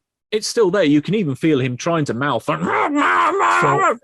I'm going to look him in the eye to sort of reassure him. But I'm going to take my penknife, my Swiss Army knife, and see if I can cut open so that he can breathe. You certainly can. Doesn't require a roll for that. But I will say, give me a rank 3 violence check. So if you've got 3 hardened in violence, you're fine. I've got 2. Okay, then this will be a mind roll to see if you pick up a third one. Mind roll. Regular mind roll. Yep. I got an 04 out of 40. You feel remarkably fine with this. You indeed pick up your third hardened violence notch. And I'm saying to him at the same time, sorry, dude, but you got to breathe. Yeah. No, you can see the look in his eyes. He knows exactly what you're doing and what you're about to do. And he's like going, and you go slice, and he gasps he opens up his mouth, tearing the skin either side as he opens up his mouth into this extended bloody mass that shoots blood everywhere as he does so. Just this rasping gasp as he finally takes in air. And what I'll intend on doing after that, it might be the next round, but I'm going to cut the bonds, whatever's holding on. Okay, are you wanting to go on your initiative, or are you rolling speed? Again, to determine order. Well, speed is 60. Mm-hmm. Initiative is only 30. Actually, no, didn't it drop down to 12? That was a previous combat or previous encounter, so it resets. Okay. Yeah, I'll go on speed. Is that okay? Yeah, you can roll speed. 35 out of 60. That's a success, and it's higher than your base initiative. So you go up. That's good. Right, and might as well do orders for everyone else now. Angie, roll or stick? Roll or stick? I'll roll. All right. No, that's a 96. No. Oh, okay. So the advantage here is if you fail and roll really high, it works high to low. So it does put you kind of closest towards the top end of the failed bunch. Interesting. Okay. Did I gain a hardened in violence? Yeah, you did. So you're up to 3 now. Well, I'm going to look on the positive side as I fail my speed check and say a 74 in the failed is a pretty high failed. Okay, that is a fairly good fail. We've done Quincy and Steve. I'm going to keep my 28. 28. Okay, and technically Guy on the chair has his initiative order as well. And he is tied with Tom then, because he's also on 35. So we both roll off. Just a single D10. And highest is good. I've got a 9. 6. Okay, you drop to 34 to break the tie. Yeah, but it's still better than what you would have been on your base initiative. So we'll count that as effectively surprise. So order this time round. Bound guy on the chair technically goes first. He gasps. Marty's next. So you're trying to cut his bonds free, yeah? I'm trying to cut the guy's bonds. Okay, give me a body roll just to see how basically whether it's tough to get through the material he's used. Oh, can we spend luck? I got a 77. Oh no! Oh, it's a double. And it's a fail. Right, your penknife. You basically put too much pressure on it, and you hear a snap. Oh, my dad gave me that knife. So yeah, that is a bitch. He's gonna kill you, man. That's gone. Steve is next. I'm going to go around the back. Steve. Oh, sorry. Marty and Richie, they're just like. So I didn't want to come in this room without sussing things out, and then some of you goofballs ran in, and now I've seen Quincy drop to the floor like a sack of fruit at a touch. This room, other than the bloody gauze everywhere, and the man bound who's trying to breathe through a slash in his face, and one of our car wreck friends, does it look like it was a lived-in place? No. This place looks like it has been abandoned for a fair while. All of the detritus on the floor that you can see here, all these bloody bits of gauze, they all look fairly recent. But is there furniture? Is there a lamp? Is there an old TV on a stand? Is there a dead potted plant? I'd say there's a very threadbare with springs poking out of it sofa in the corner, but there's maybe a TV, a shell of a TV, so a broken front of the screen. But otherwise, the place looks like it hasn't been lived in for years. Right. I'm looking for the thing. I'm looking for the most practical blunt object to grab and swing at the knife wielding magician dude. There's a pot plant. Sure. Fairly heavy pot. The remains of a long dead plant in it. Long dead plant, dead dry earth, but a big clay terracotta thing. Yeah. I'm gonna hurl that. Give me a general athletics. And I'm gonna pitch again using heavy labor, which is better. Yep. Although last time my roll would have been actually benefited by not playing it safe. And good thing, because that's a 28 for 29. Right. So that is 28. That's 10 points of damage you do to Bill. Okay. There's a definite thud as you catch him in the chest. And they go, ah! Then it's over to Richie. Does he stay on his feet? He's still blind, right? With the ketchup? For the minute.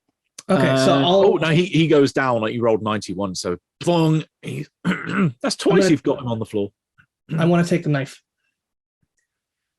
Okay, give me a struggle. Yeah, I'd say struggle, because it's also you're making skin to skin contact with him, potentially doing this, which is exactly the kind of thing he would like. So yeah, give me a struggle roll to see if you can get away from him without him being able to react in time. Okay. Fail. 47. You go forward. Both your hands grab round his hand, trying to get the knife away from him. His go is next on 23. You can see that he just, even with one eye, he looks up at you through this haze of red, and you can see him just grin somewhat wickedly. I am going to cash in some stuff here. So let's see. I don't like stuff to cash in. What is? Let's see what they're charging. So he's got 5 minor. He's got 6 minor. He's used 1. If you die, Richie, I'm going to fucking kill you. I think he's only going to spend the 1. He's just going to do He's going to do a lesser blast, so just a general warping. I will stick with the regular dice to make it 55, and roll 45. So that is 9 points of damage as you're grabbing hold of him still. Again, it feels like someone has just taken a red hot knife and jabbed it straight up into your ball sack and twisted. I'll just fucking fall over because that's like agony. Oh, nobody kicks my friend in the balls except me. It doesn't even look like he's kicked him at all. It's just suddenly that he grabs hold, you touch his hand, and pain manifests elsewhere in your body. That was Bill. So Quincy's next. Okay. So am I on the ground? You're still stood. It's like literally as if someone has stabbed you in the nuts. So exactly what just happened to Richie is you've had this wonderful experience for a few seconds more than he has. So you may be bent double, but still on your floor, still on your feet. I'll try to get the knife again. This time I'll just try to I'll try to wrest it from his hands. Okay, give me a struggle roll. You've got 3 of you in contest over the knife now.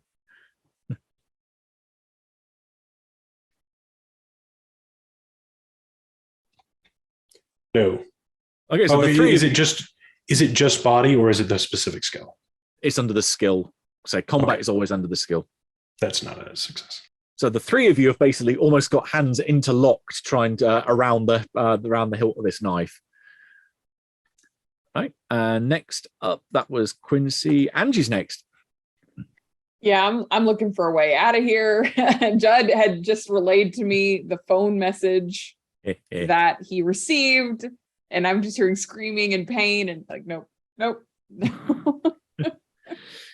Okay, yeah, you almost going to hear this rasping, inhuman voice lingering in the air over the phone, even after he's clicked the off button. But yeah, the end of the corridor, there is a door which looks like it goes down a flight of steps and out into a street. It's time to go, Judd. Let's get out of here. Some of those guys were kind of assholes anyway. Right, yeah, you run out of the front of the building, and you're down the flight of steps, and you're in a really, to use modern slang, a pretty sketchy area of town. The buildings around here are less than savory, shall we say. You can see there's various bundles of sleeping bags and cardboard mattresses around here, evidently where homeless have staked themselves out. And yeah, the place looks like a real slum. You also notice there is a distinct lack of a Hyundai out here as well. I was about to ask. I was like, I'm looking for a Hyundai at this point. In fact, you see one car a little way down the road, which is it looks like a beaten up old VW Beetle, and another car parked on the other side of the road, which is missing all 4 tires and is stacked up on bricks. Okay.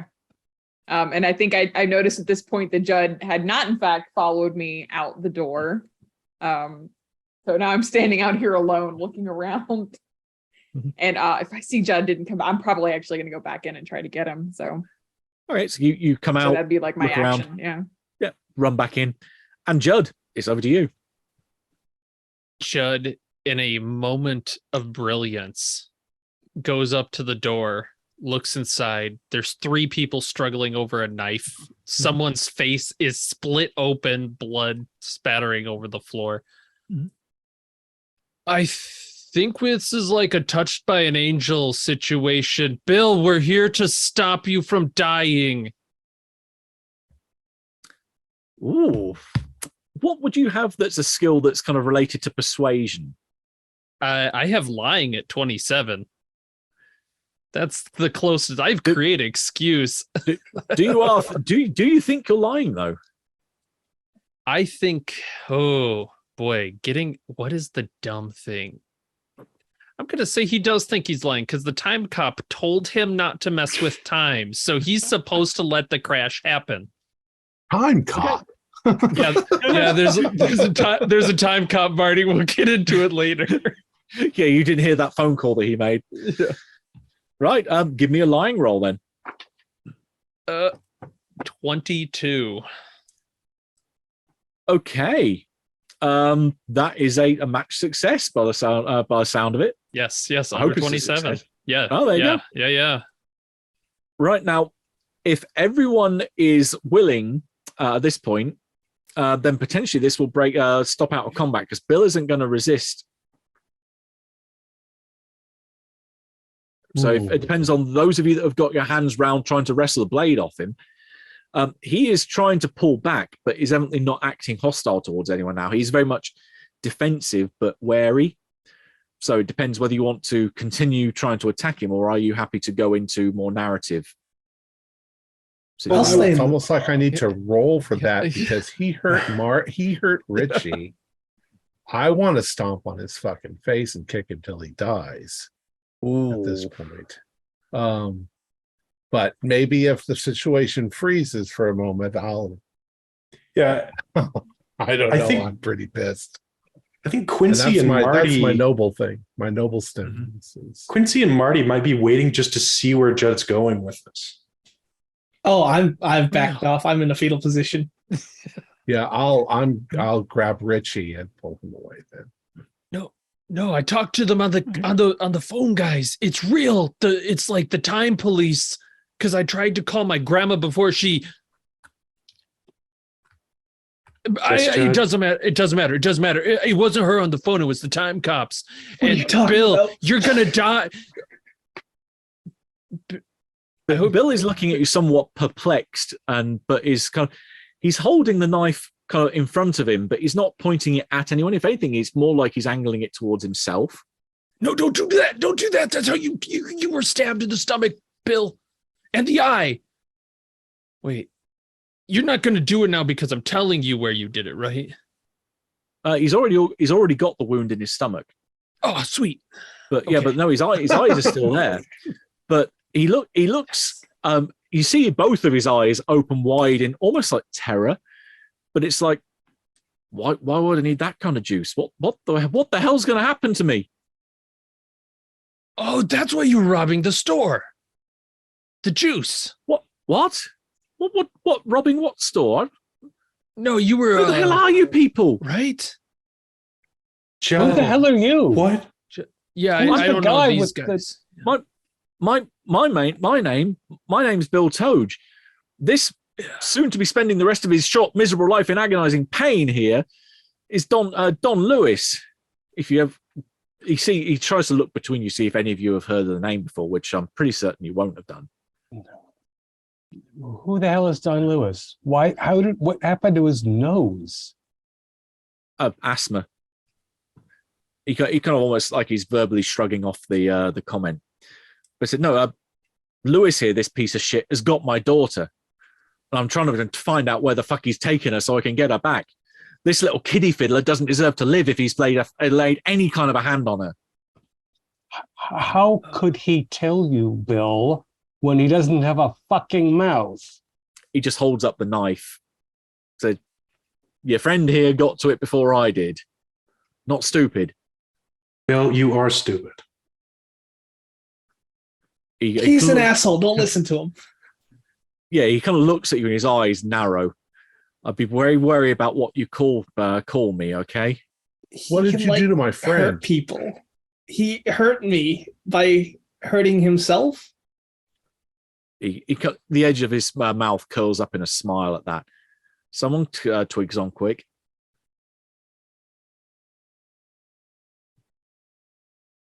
But anyway, you didn't answer my question. How do you know what's going to happen to me?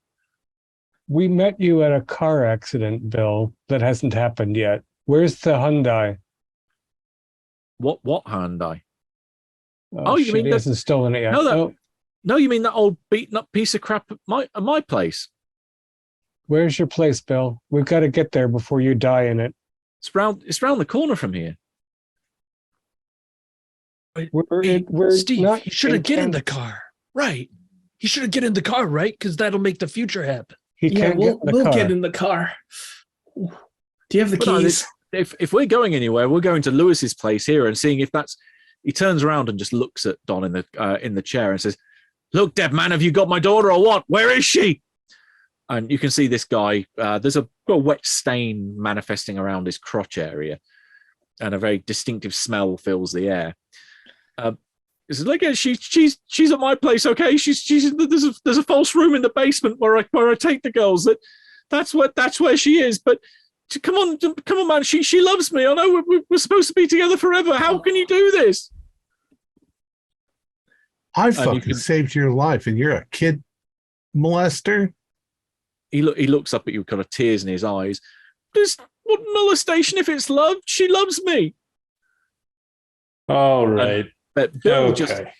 Bill hisses and says, "She's a 4-year-old girl, you sliming piece of shit." Do I need to call 911? I'm not Bill at that point. No cops. I've got enough history with them now. They'll just fuck things up. This is why I'm dealing with this on my own.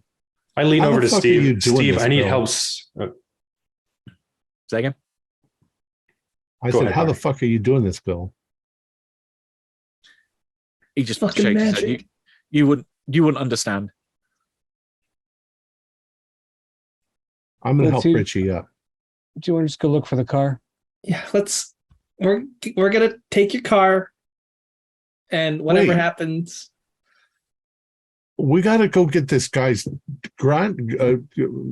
little girl out of the fucking basement. we have to do that. Yeah, Well, it's Bill's the right gonna thing do to that. do. If you want to take my car afterwards, I've got no problem with it. But we are going to get my daughter. Okay. Yeah. Yep. He said it was a secret place. We should bring him with us to. Oh yeah, locate it's like it. this Mr. Gimp here is definitely coming along with us. But we He's, should like drive slow, like the speed limit. Oh yeah, we'll drive casual. Yeah. Shaggy, where's Velma?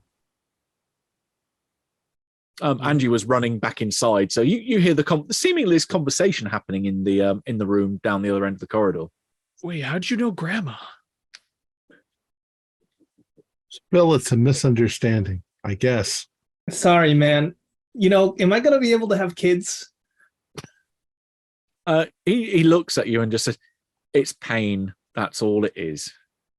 Oh, okay. If I targeted your heart, it'd be like having a mild heart attack. It's only if I throw some real juice into it that it has any that you'd have any real problems." Juice again. But Bill, can you take the perv's car to his place and get your daughter home? Because we really need to make sure you don't drive your Hyundai. Well, if he has a car, at which point he looks at Don. So, well, how did you get here? He turns. You can see him shaking his head and we took the bus. You got an underground dungeon, but you take the bus. Your lifestyle. Hey, Boston, one of you guys can steal a car, right? I'm just a high schooler, man. I don't know how to hotwire, but Judd, you got to know how to steal a car, right? I'm not much of a no. Okay. I got it. How far is it? Andy ties his Dawn? shoes for him. Yeah. I'm getting that from impression. here. It's probably about 10 minutes by car from here. It's about 20 minutes to half hour on the bus. Can't go on the bus.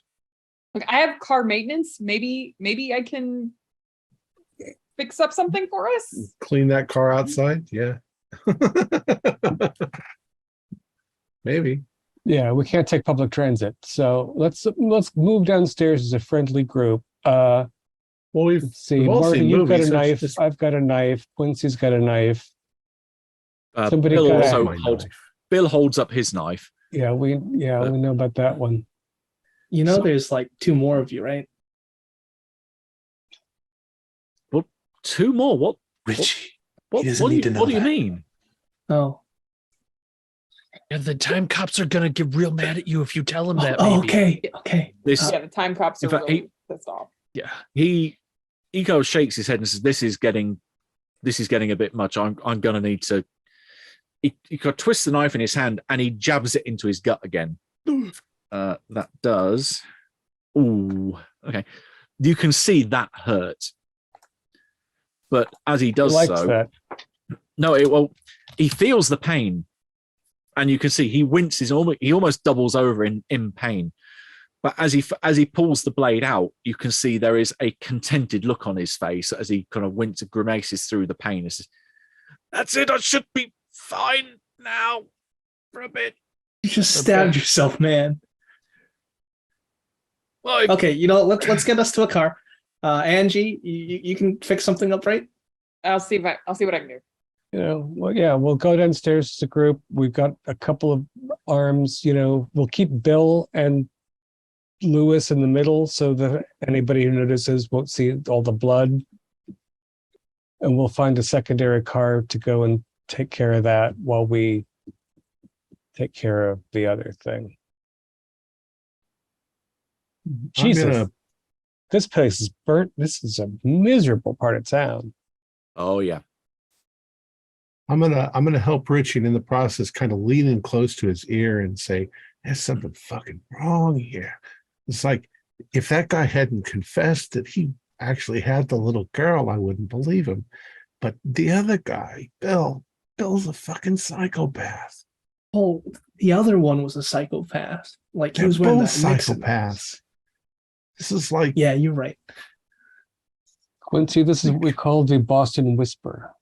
you stay close to me. Yeah. So let's keep muttering so that we can cover up the. I understand you had a 24-foot sloop that looked really good. Tell me about that. Well, No, we're walking. We're talking as we're walking to the Going downstairs into the blackened, miserable streets where there are Yep. any viable vehicles. There is that one beaten up old VW that's down the road. A Yeah, those VW is things are always welcome. workhorses. Yeah, let's see if we Yeah, I'll can see get if I that can started. get it going. Okay. We're all gonna fit in there. No, the rest of us have to find Bill. No, we can take the original bus. Bill. Yeah, we can take the bus. Now, Wait, does We don't know where to Angie- go. That is true. Does Angie have 15% or more in your repair mechanical I repair have card? car maintenance at 20. All right, you are not under any time pressure. You succeed. Oh, woo. So you are able to, with maybe go looking around for a few bits, like looking for a old coat hanger, because there's plenty of detritus around here outside. You may have to raid a homeless person's stash while he isn't here. But you're able to put a line in and then pop the lock on the inside, and then be able to route round under the hood, and then wires together, and yeah, you get the thing going. All right, we're in business. Actually, it's under the boat because the hood is the trunk and the Well, trunk the hood's is in the back, the but engine. Crazy cars. Yeah. so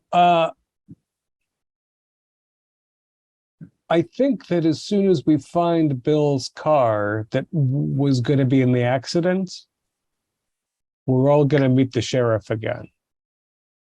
What do you, right? yeah, he's like But the you angel. can predict the future now. Think so. Well, He's got to be the time cop, right? Judd, did it sound like him on the Wait. phone? He called you, Like, man. was it his voice? No, it was We're like gonna- a whispery voice. Yeah, We're no, gonna he make a told me movie not to after break this the is laws all. of time. Guys, Time cops. I'm Yeah, but gonna what do is a the I'm law- gonna what do are a the laws Boston of whisper time? too. Yeah, exactly. I think he needs to die. I think he's still gonna have to die. But the other guy didn't die. We just took his car. well, you don't know what happened behind us in the supermarket either. Yeah, we took his car, so maybe the police killed him there. We didn't hear gunshots. Didn't Well, didn't you later. call the police? Maybe He's we a in psychopath. the supermarket. Maybe we should have done that. Maybe Like there was calling the we did police when we the sheriff dialed shows up? 911. Maybe there was a shootout after we left. Can you call him again? Yeah, call 911 again. Yeah, See if do the it on sheriff shows up speakerphone. again. No. But Call the magic, whoever, the whatever number magic you guy said call. not to call the police. I can try. Yeah. Call Granny again. I'll So, just do it Bill, quietly. you've got Don under control, and you've got this car. Do you need anything else? You're asking Bill this. Yeah. I know where I'm going, but I want that piece of shit with me. So if I need to extract any more information out of him, I've got him to hand. Right. But you've got him under control. So if we put you in this functioning car Mhm. with Don, and you go to Don's place and do what needs to be done, then you don't need us anymore, right? I'd like the help if you're willing. Well, yeah, look at the guy. He's got stab wounds all over him. We need Yeah, we might to as well help him. get that little girl. Can't Right. just let that little girl stay there. I'm not so sure we should be turning over the little girl to Bill. I'm gonna secretly dial 911. No, don't do that. Okay. Don't do that. I'm gonna Wait. try and stop you. I trust my So- gut on this one. Can we get 3 or 4 in this old Volkswagen Bug? You can get 4 in it, 5 if it's going to be a real cozy squeeze for whoever's in the back. Just leave Judd behind. Look, Angie broke open the car. She seems pretty competent. I don't think we need Judd. We can come pick him up. He can go sit here. He can do his favorite things. He can. We're all going to always- go back. We're all going to go back to the crossroads. That's what's going to happen. It seems like Marty, you're really concerned about saving the kids in the cellar. It's commendable. I'm sure you're going to figure out what you need to do when you get there. The rest of us are going to move around to find the missing Hyundai because it's not right in the parking lot like before. Oh yeah. Tell me where it is, because then I don't have to go with you. I can smash a car.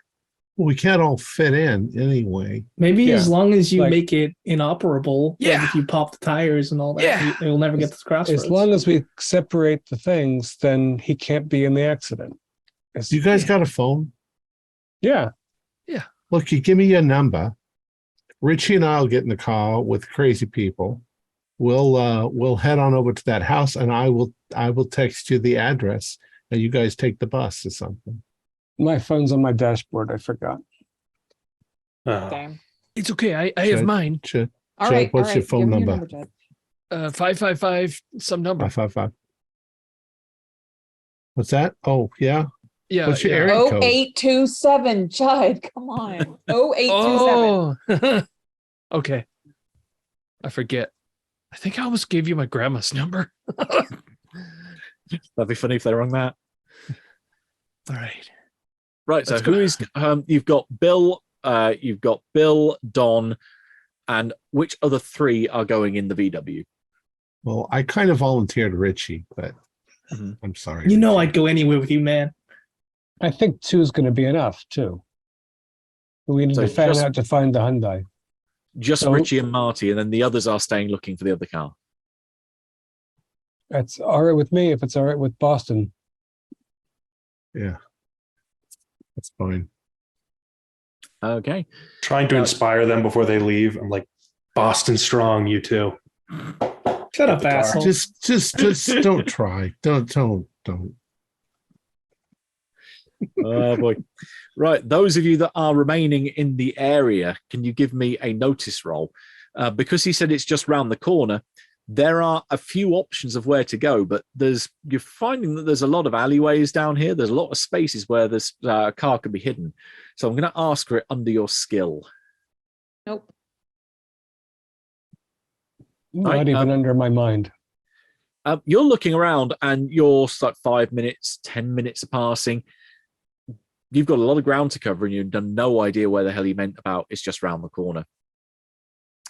Meanwhile, Richie and Marty are in the car with him as Bill is taunting Don all the way. It's like, I find one hair out of place on her head, little man, and you're dead, and I'll make it the painfulest fucking death anyone could ever suffer. Yeah, I kind of agree with you there, Bill. Yeah. You gotta show us how to do that magic trick stuff. I'm driving, but Gotcha. you Yeah, just gotta it's- tell me where to go. It's no magic. It's no trick. It's magic, but it's certainly no trick. So you do this often? I was doing it for years until I met someone that could tell me how to real focus that juice. So magic is real then, huh? Oh, you have no idea. There's so many different kinds of magic out there. Really, Right. you don't have any clue how the world works. How do we start? Just start hurting yourself a lot, and then Yeah. focus it and use it to warp the bodies of all those around you. Think of flesh as like a pond, like a pond that you throw a stone into. That stone made of all the juice, all that power that you rip out of yourself, and use it to warp and twist everything around you. Don at this point is kind of freaking out in the corner that he's just rocking back and forward, and so you can smell that particular smell build up a bit. And yeah, it doesn't take a genius to realize that Bill is quite unhinged the way that he's ranting about this. So what are you gonna do when you get your data back? Well, if you guys want to be heroes and want to hand over a child molester, you can take all the credit. I don't want any glory. I don't want any press or police anywhere near me. I just want my daughter back. You can have this piece of shit. But if So, he's you're done gonna anything take to your her, daughter back, and then she's gonna have a nice normal life. I'm going to get her back to her mother. What's the Not mother's bad. name? He would be able to remember it. I can't. Sasha. No, hang on. Sasha. No, Sasha's his daughter's name. Sorry. Delilah. Oh, okay. You guys married still? Married? No, hell no. I don't. We weren't into any of that. She was an ex of mine, an ex-girlfriend. Ah, So you two know each other? I point towards the Don. No, Before all this. Don shakes his head. No, but Mr. Like I said, Mr. Soon to be spending the rest of his short, miserable life in agonizing pain, has a bit of a rep. And like I say, I've got a rap sheet. I've got some friends. I put out some feelers, and when she went missing, his name came up. So I managed to lure the guy doing a bit of illegal arms dealing, so buying an illegal handgun in a sketchy place, lured him out here, and then was planning to interrogate him to find out where the hell she was, and you guys barged in through the door. So, you have any bodyguards, Don? He just weeps. I've got 3 dogs at home. Do they count? Yeah. Oh, Jesus Christ. It's like that movie. I hate that movie. Those dogs are scary. They're only Pomeranians. They're not harsh. Oh, okay. We there yet? Yeah, but about this time, you're still in a very sketchy part of town, but you pull up to a house. It's kind of a detached thing. 2 stories, or rather kind of 1.5. You can see it's slightly elevated out of the floor, but then you can see the basement has windows that go into it. And then otherwise it's a single floor above ground. It's not falling apart, but it definitely could use 1 or 6 layers of paint to make it look hell of a lot better. And Don kind of is shuffled out of the car and up the steps of the front door, and he opens it up and says, "Look, it's just this way. It's just this way." He leads you through the house. He could have this place booby trapped. Yeah, I saw that in the movie once too. Yeah. He kind of calls over his shoulder. Nothing's booby trapped in here. No, I could run the risk of hurting one of the kids if they ran through the house. One of the kids. He doesn't respond to that. He just goes over to a doorway that looks like it's a staircase leading down. So she's down here. She's down here. Just please, I haven't done anything to her. She's fine. And yeah, I mean, Bill is kind of poking him in the back with the knife, pointing him to go downstairs. Do you follow? Yeah, I'll follow. Yeah, and there are 3 little Pomeranian dogs which kind of yap. Coming out from the kitchen. The place is an absolute hovel. There are discarded pizza boxes over the place, beer cans litter the floor. It doesn't look as though he's taken out the trash here in like this year. The place is somewhere between a hoarder's nightmare and almost it looks like he's squatting there, even though he says it's his home. Yeah, it takes you down into the basement. Yeah, there's a little work area down here. It's almost like a little workshop that he's got set up. And there's a tool rack against one wall, which when he pulls aside one of what looks like one of the saws holding on that's hanging onto it, it's a handle. And the whole thing pulls aside and reveals a secret door. And inside there is a hidden room. Bill is... By the way... Yep. I have noted the address and I'm texting it to Judd. Gotcha. So Judd gets a text through from your being able to like pull up Google Maps. Yeah, this is probably about 5-10 minutes away by car. But if you were to hoof it, you could run over there. Probably be there in about 15-20. Okay. Yeah, I'll let people know. Yeah. We got the address. What do you want to do, Steve? You do also find that because you are around looking for cars, you will have found other cars. So if you did want to hotwire one of those and go over there, you can. It just won't be the Hyundai. Angie, do you think you could do that? Yeah, I think so.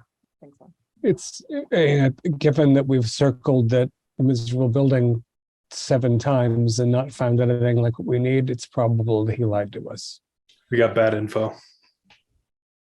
But you don't think Bill's cutting those Boston guys like apart right now, is he? It could be. They could be like in 6 pieces or something and still alive. If that's what happened, then who texted you, Shaggy? Bill?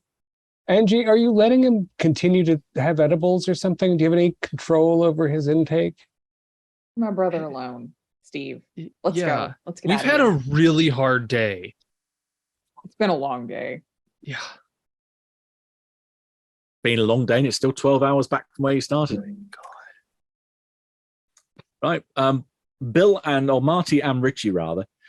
You see Bill follow up closely behind Don as he pulls open the door. And it's only a relatively narrow door. He just goes through and For a second, everything goes very quiet in there. There's no sound coming from inside. What do you do? I have to look. Follow, yeah. Yeah. Okay. You see inside that there's a series of mattresses all over the floor, where it seems like evidently people have been laying on them. Maybe small people have been laying on them. And there's one person left in here, but you can see there's things like backpacks around here, kids' soft toys, a few posters up on the walls like unicorns and stuff. It's stuff that would almost scream a young kid's bedroom. Indeed, there is a young kid laying down asleep on the in the corner of the room with a ball gag over her mouth. And as Bill stands over her and gently shakes her, she tries to pull her over. She rolls over. You can see this horrible, distinctive, deep blue coloring of the lips and the skin, and her eyes having rolled back in her head as there are trails of what look to be vomit having come down either side of the ball gag. It looks like she's been dead for about an hour, probably having suffocated, basically drowned in her own vomit as she was stuck with the ball gag on it, had nowhere else to go. All right, I'm holding Dawn down. Oh, you turn and Don's like, "What? But she's okay. What are you doing?" I am going to knee him in the nuts. Okay. You give him a good swift knee. He's not dodging it. Bill, you just see him sort of curl up and start to cry, but that cry is turning from this anguish into a roar of pure, unadulterated anger. And I think at the same time, I'm going to grab Richie and pull him up and say, we got to leave this guy to that guy, to Bill. You can have him. We're leaving. I'm going to roll sanity against helplessness. You can give me a check here because you're about to see something pretty horrific. So this is going to be a rank 5 unnatural check. Okay. Oh, I made it. both of us? Wow. Yeah. 40 on Without 40. either of you got 5 hardened unnatural. No. I've got 2 failures. You're inching towards insanity. And it's just plain, what is it we're rolling? Mind. Mind. Oh, mind. Okay. I have 40 and I got 40. Oh, you're fine. Me too. Holy shit. We're Synchronicity. brothers, dude. We're totally bros. Right. Gotta stick together. Oh shit! There's something I forgot. But anyway, you're acting in synchronicity here. But Bill comes out of that room, and there's this look of utter hatred on his face. All he does is just walks over to Don, stalking like a man possessed, and just puts a hand on his face and pushes him away. Don, at this point, you can start to see he convulses and he starts to twitch and writhe. And as he does so, you can see his skin starts to darken in various patches, almost as if he's bleeding profusely under his skin. He vomits, and just this tirade of what looks to be almost liquidized internal organs spews out of him and hits the floor as he starts to liquidize from the inside out.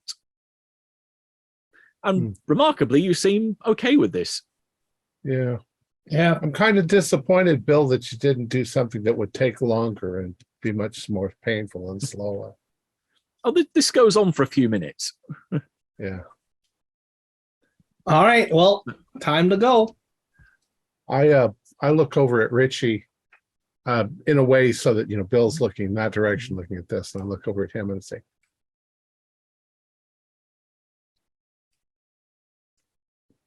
yeah. And I do 911, but I turn the sound so the volume on the thing is all the way down to 0 so that it doesn't make any noise. Oh, Bill doesn't seem to be paying you any attention as he cries his way back into the room and emerges carrying his daughter held in his arms. Out of the 4 of you, who's driving to get to this address you've been given? I'm assuming me because I was the one that got the car going. So Okay. Give me a drive roll. This will just be under your stat rather than under your skill. okay. No, that's failure. 85 over 55. Okay, you are driving. It's just you realize that you're getting stuck in traffic. You're basically going to have to either take some risks or you're going to be a little while before you get there. Meanwhile, then back at the house, Bill is going up the stairs, carrying his daughter. Are you following behind him or going out in front of him? I think I'm going out in the yard, get some fresh air. Oh, you're going out the back. I'll follow him. The yard's out the back, or you're going out the front of the street? Well, Yeah. wherever the car was parked. Out on the street then. Yeah. Okay, so it sounds like you're going ahead of him because he's pretty slow as he's trying to keep his composure. And well, he's not really. He's still crying his eyes out as he's completely heartbroken as he's carrying the small body. You get to the door first, and as you're opening it, there are what look to be two policemen coming towards the front door.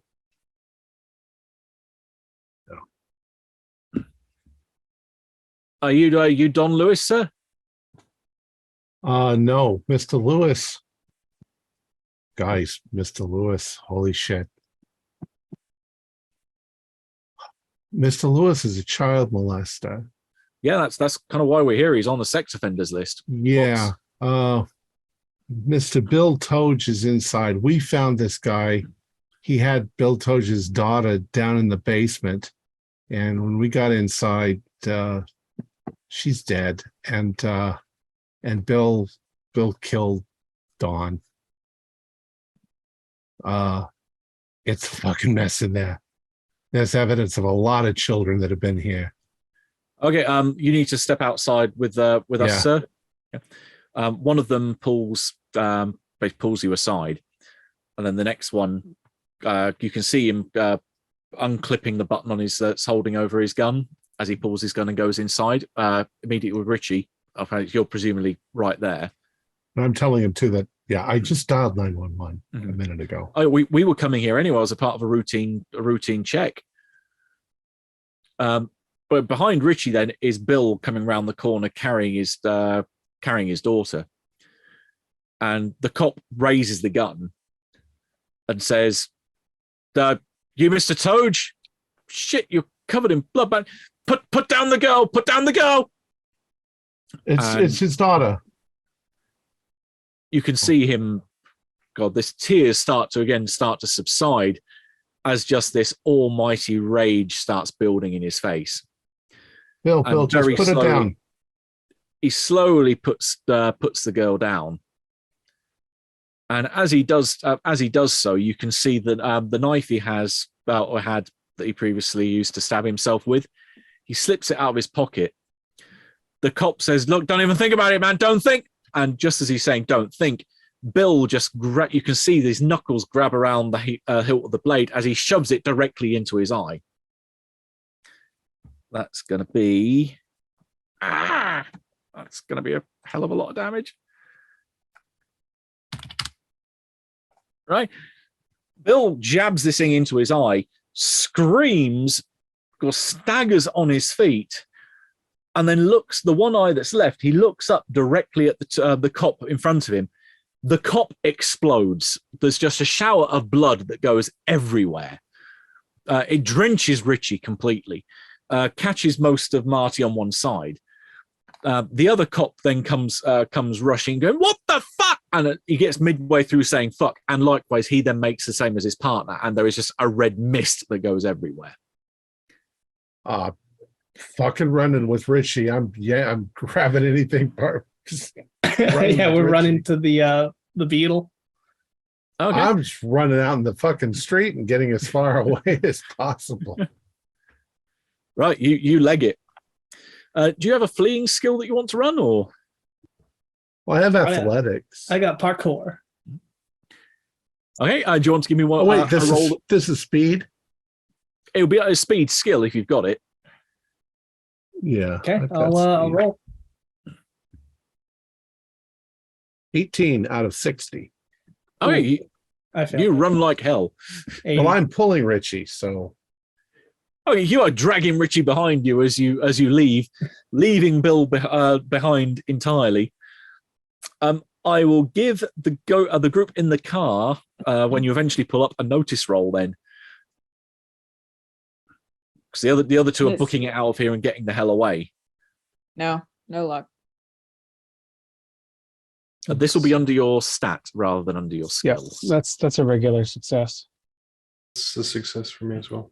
Okay, the two of you then, just as you're coming down the road towards where the address that you've been given is, you can see Bill walking down the street, absolutely drenched in blood, as if someone has just hosed him down the front with blood. The back of him seems fine, but yeah, the front of him is just dripping down the street. Christ. He's walking back in the direction you're coming this way. He's going back the other way. You can hear people around him running. Also, he's got one eye socket now rather than two eyes. do they see us? Yeah, I'd say for you can also see the other two running in the opposite direction because they're running away from him. And the cop cars have gumballs? They didn't, because they stopped they were doing a regular visit. They weren't pulling up to an emergency. Although there will be an emergency response soon. Well, if they know what's happening. Angie, hit the Hyundai. The 911. There is no Hyundai, is there? There's no Hyundai. Yeah. You haven't found it. Oh no! Hit the other car. Wait, no. If Did he we takes the stop other it? car, he won't take the Hyundai. Yes, that's right. How do we stop this? We We'll we'll just follow leave him? the keys in the Beetle. What if you just run him over? I get out I of it. wouldn't do Is it. the car stopped? Or is the car still moving? The If one you you're guys in is pointed still, out them, I probably stopped the car. I get out of the car. Well, And is he bleeding and just walking down the highway? yeah, he is. Well, it's not him that's bleeding. Well, apart from his eye, it seems like he is Sure. utterly drenched in blood. I just say, hey, Bill. He turns around and looks at you with the one remaining eye. How's it going? We got to make sure you're still safe. What is your plan right now? Where are you going? I'm just gonna get to my car. And Your car wasn't where you said it was.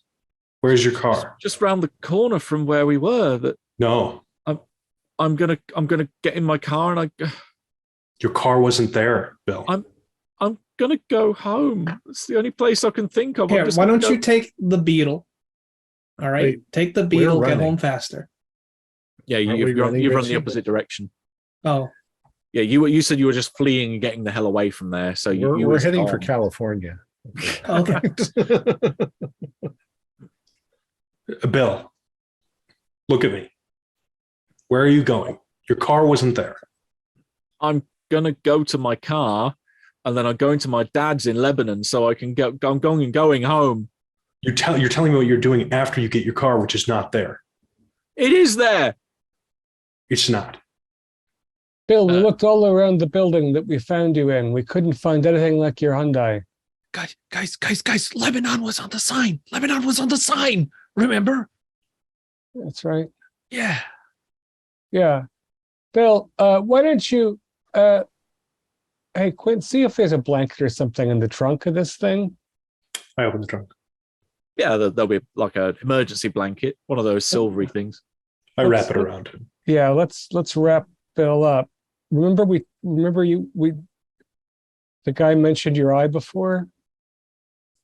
Because he heard about it from the time cops that he talks to on his phone. He's a crazy stoner, but he's right about this shit. So let's go and find your car because we need to make sure this doesn't happen again. Okay, Bill? Uh-huh. We want what's best for you, but we can't have you stabbing your other eye out. So will you give me your knife now?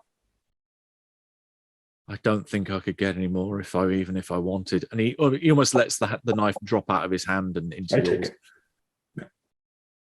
Careful with that, Quincy. the knife that Judd and Angie might remember as being that was in his footwell when he got to the crash. Gee, we can't let him get in the car because if he goes to his dad's, he's going to get in the We're accident. going to go to We're all Judd, gonna go and be find cool. the car. I'm feeling not very cool Um, right now. Judd gets a text from that same unknown number that you had previously. Angie, Grandma just texted me. What does it say? What does it say? It says I texted it to you. yeah. No look on your. Your message that now replicates as a text. Yeah. Oh shit! Bill killed them all? What the fuck? Angie, I don't think we should trust Bill. I agree. No, But I don't know what else to do, Judd. I don't know what else to do. We got to get that car. We got to find the car. Okay. Yeah. Angie, he. I'm not sure what order this happened in. We're gonna do some Bill distracting now because Judd's got the subtlety of a rabid goat. Bill, Give me a mind roll for those of you. Just a regular mind roll will be fine for this. Success. so tantalizingly close. All Okay, four of us, or not me and Judd? The four of you that are together. All right. Actually, that is a success. 43 to my 45. So Okay. You're in St. Louis, Missouri, which is about an 8-hour drive from Lebanon. He could, if he set off, admittedly, in the condition that he's in, you're not too sure he'd be able to make the trip all in one go because he'd probably pass out halfway along the way, but it's possible that he could make it there before 2 a.m. or around 2 a.m., depending on how well he manages to try and stay awake. So it is possible to drive here from here to where the crash happened.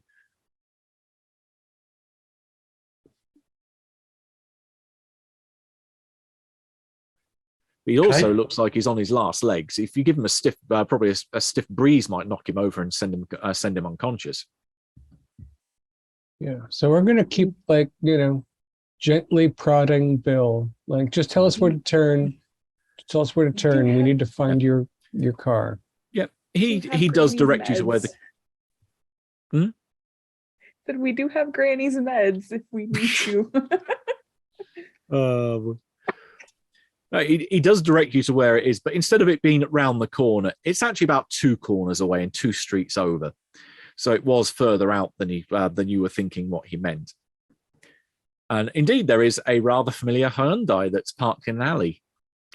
And as he staggers out from the car, he says, I just want to go back to my real home, back to my dad. Try and put this behind me, just throw myself in a bed and just try and forget. Is that too much to ask? I don't think so, Bill. Although, wouldn't a hospital help more? That they're going to ask too many questions. Yeah, I bet they are. All right, Bill, why don't you lie down in the back seat and have a rest? Mhm. Angie and I will look at a map and figure out how to get to Lebanon. Okay. Indeed, Lebanon, if you plot the route out, would be about an 8-hour drive from here if you to do it in one go. Yeah. And we're going to close the doors of the vehicle and look at a map very visibly on the hood of the car while we talk, and he can't hear us. Yep. And with our backs to him, so there's no Bill lip reading. Do you think we can just take the battery out of the car and stop it? Or do you want to drive the car into a building with Bill in the back? And a brick on the accelerator? Not a bad idea. Feel bad Yeah, to what do you- just kill it. Like, I don't think he should be around, but can we kill him? I think we already saw him die at the crossroads. Oh yeah. 3 times. Yeah. No, wait, 1 time? and we died there with him in that fireball. So you talk to Grandma, and the grown-ups are going to figure this out. Quince, do you have a better idea? Text Marty and tell them where they are. Tell her where they are. Yeah, Oh, good right. idea. Where the hell I'll are text those Marty. kids? Yeah. I'll text Marty. We found the car, and then Google pin drop or whatever. You want anything from McDonald's? Do you want anything from McDonald's? We're at Mickey D's. All Large capital. fries. Large all fries. capital. Yes. You need to get that fucker out of your car. That guy's a psychopath. He killed those cops. I know. All caps again. I told them. This is where I can drop in the thing that I forgot from earlier. As indeed you are in McDonald's, chomping away on your burgers. You do indeed get a nice juicy burger, and Richie, yeah, you chomp into this thing and you're loving it as the catchphrase goes. Marty, as Richie chomps into this burger, he's your friend, but my God, you suddenly find him remarkably attractive. Like, he's the hottest. He's like the walking sex goddess god on legs. Yeah, well, that's no different than normal. So, I mean, like, someone dialed up his attractiveness and dialed up his sexual magnetism up to an 11. Marty, you enjoying that burger? Yeah, the grease is glistening down my cheek.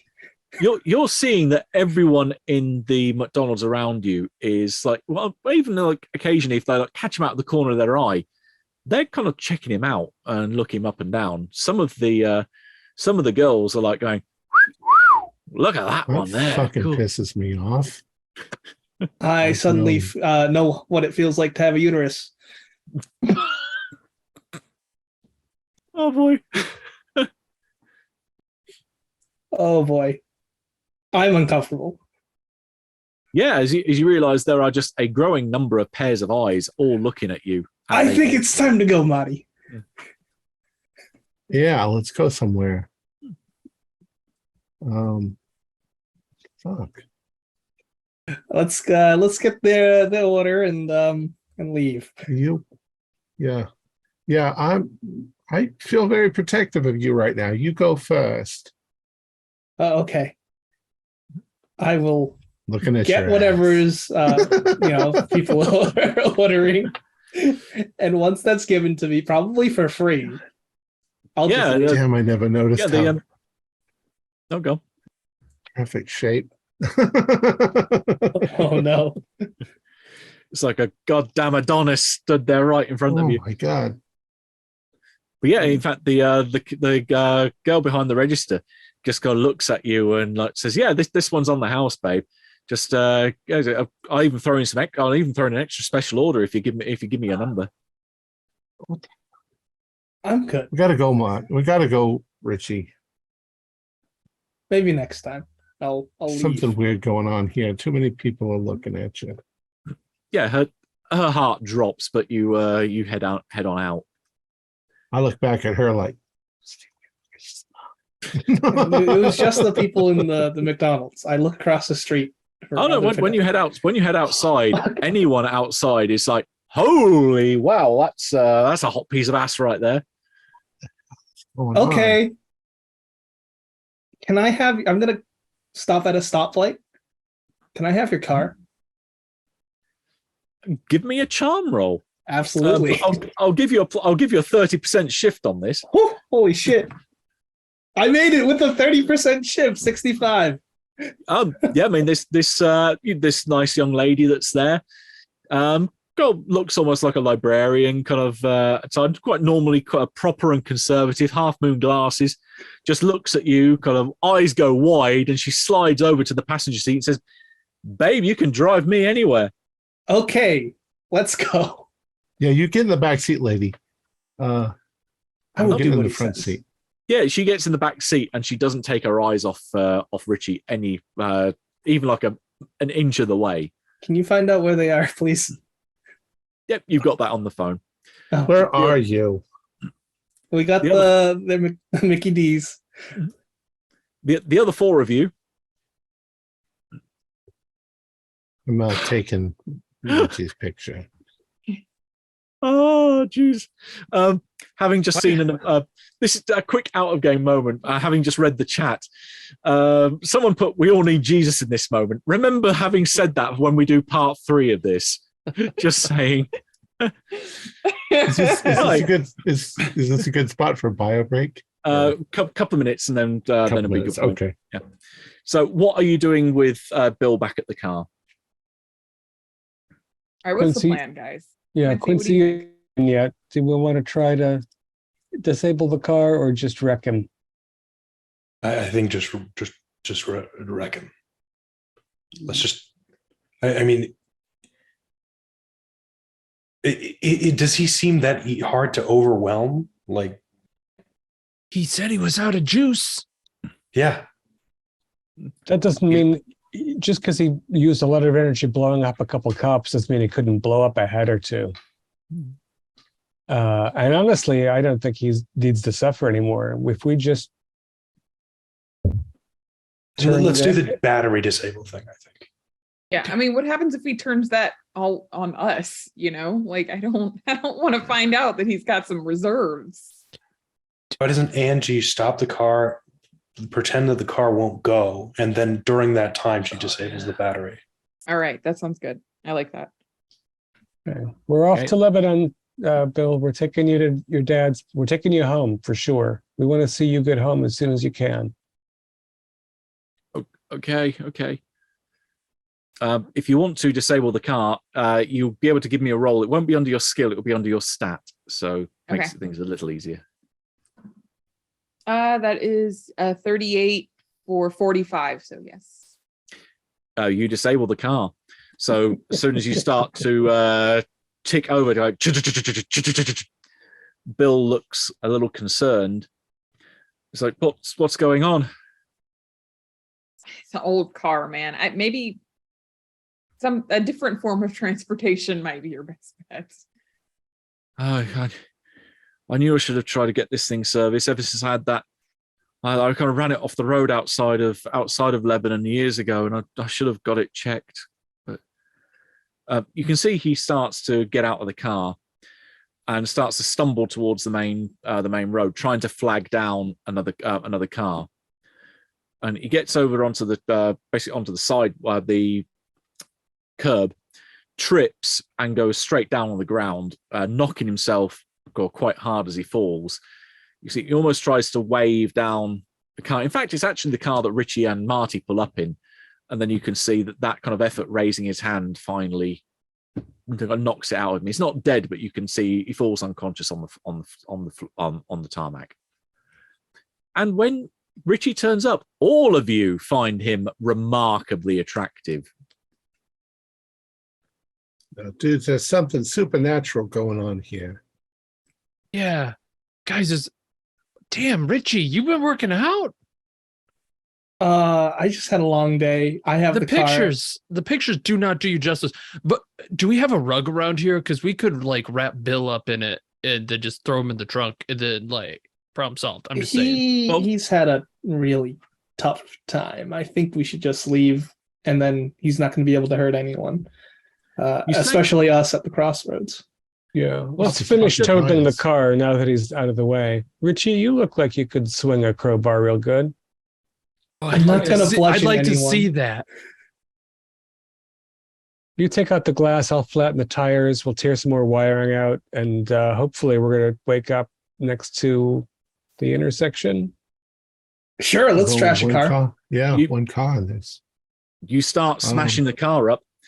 Between you, it's that almost that scene from Office Space. Instead of it being an office printer, it is indeed an old Hyundai that you start tearing to pieces, swinging away as you find yourselves stood on the side of a road. There's indeed the smell of gasoline in the air as you're looking down at one Bill Toge lying on the ground in this horrible kind of psychedelic tie-dye T-shirt and red-brown glasses. As the sheriff shakes his head and says, "Damn it, I knew it. It's that damn Bill Toge again." There's an explosion, and we'll call a 5-minute break for bio break. Okay, I was going to say before the explosion, I'm going to grab Rich and dive for the bushes because I know See- it's coming. See, Judd's looking into it. How often do you get to just look right at an explosion? That's right. You see it coming in all its glory. And we'll be back. 5 minutes later. Right. There is a fireball. It washes over you. And so Marty dives with Richie straight off to the side. You think going into a bush. And you do indeed hit something that's almost bush-like. You hit a tumbleweed as it's rolling across this desert floor. Oh, And and the like heat- needle plants. Yeah, there's this intense sun beating down at you from this cloudless sky. You're somewhere way down south, you think. And looking around, it looks like you're in a trailer park. I mean, there's all these old trailers and mobile homes which are sat around you, a bit like almost like a graveyard of such things. These have been here for ages. They're decrepit. They've got beaten up. There's holes in them, almost as if people have been using them for target practice. And yeah, you're somewhere in some desert state by the look of it. Okay. All right, one more, We- right? And then we're home. Not We bad. got it this time. We know what we're doing. Yeah, Wait, just get we the may freaking car. not be magic. far from home. Judd, we might just be able to go home. Oh, Where shit. are we? Is Let Richie me- still see. irresistible? Oh, hell yeah. Oh my god. What's Richie, wrong, man? look- You're acting all look. weird. Look, I'm looking to Dude. see where we are, Richie. I got got the a glow- brain up here. Oh, You got the glow, Richie. Yeah, what does my phone say that we are where we are? Your phone takes a couple of seconds to connect. It also says it's again 2 p.m. You are outside Santa Rosa, New Mexico. Oh, that's a dry. So we hot need piece two of- things. And one of them is to find water, and the other is to find that Hyundai. If we can avoid Bill and his, his floral shirt and his little hippie glasses, all the better. Because I don't want to have any more knife fights or see what you guys saw. I it wanna was just get the horrible. fuck out.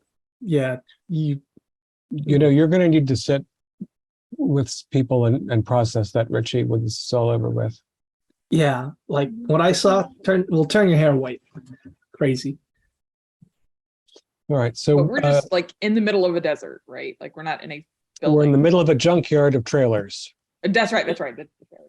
Yeah, Is there an let's look intersection? around and Is see there a if there's- road? See You can if they see ever there ran is- plumbing out here. Sorry. There's something that looks a bit like a gravel road that runs in between these 2 rows of mobile homes. And then around the whole thing, almost forming a bit like a horseshoe, is a series of cliffs. So it looks like either you're sunken down into the ground where you are, or it's just that there is a natural cliff around you, almost blocking you in like a cul-de-sac. Okay, if these were here, then it stands to reason that they've either piped in some water, which we should be able to find a faucet bib or something, or I don't know. It's going to have to be that. At some point, there must be water. Maybe there'll be a cistern or a hand pump, or an old-fashioned thing. Why don't we just A find? well. Why don't we just find Bill fast though and get out of here? Because it didn't just need take some that water. long, right? Shaggy, you're not listening. We don't need Bill. We need Bill's car. If the less we see of But- Bill, the better. Yeah, but Bill would be by Bill's car. But where's Bill? Yeah. You do hear Could be the in sound one of of these. you do hear the sound of what seems to be a number of motor engines somewhere off to your left, but quite distant. They sound like Hyundais or like Harley Davidsons. More like pickup truck kind of engines, so big Mm. meaty engines. Mhm. At least we don't hear anybody being beat right away. No, not well. You can't see much of anything from where you are. Right. These trailers, they're occupied but beat up, or are they completely abandoned? The ones where you are, there's 4 in your immediate vicinity. 2 to the left, 2 to the right, and then the wall of cliff behind you, with the gravel road in front of you going crossways. Doesn't look like anyone's around as far as you can see. I'll stroll inside of them if they're open. just idly. Okay. Yeah, you open up the one that's right next to you, and yeah, the place looks like it hasn't been used in years. And this place could easily have been sat. This thing could have been sat here for at least 10 or 20 years. Baseball Cursory. bat, Quince? Anything useful? Sure. I'll look for it. Is there something that's like an improvised weapon or a baseball bat? Give me a notice roll. Metal bar or something. I can't find anything. I'll try the next one over. I'd just like to have something in my hand in case we run into some bad actors. Probably a Okay, rock. give me a notice roll. 26 is good. Okay, you actually find a bit more than just an iron bar. You do find that the trailer you go into shows sign of human habitation fairly recently. So there's like discarded crisp or chip wrappers in there, some old beer cans, and there's a 22 handgun on a counter with a side box of ammunition.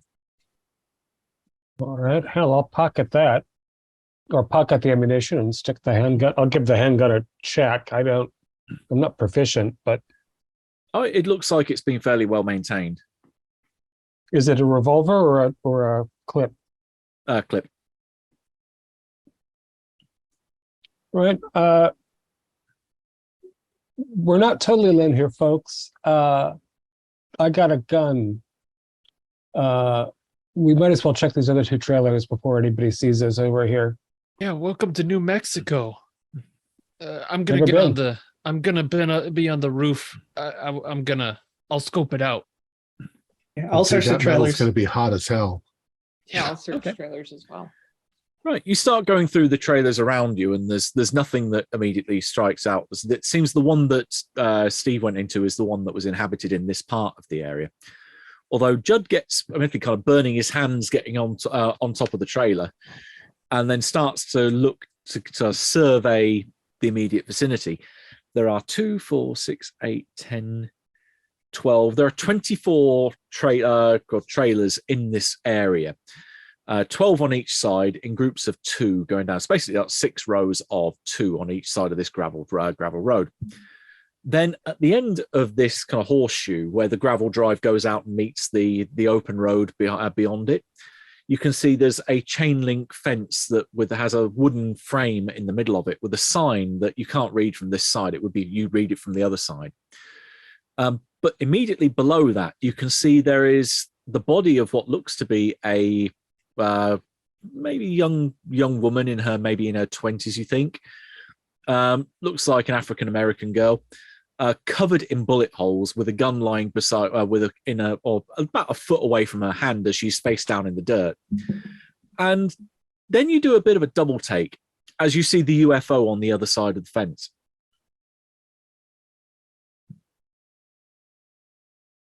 Judd, what do you see? You are not gonna believe me, but After everything else?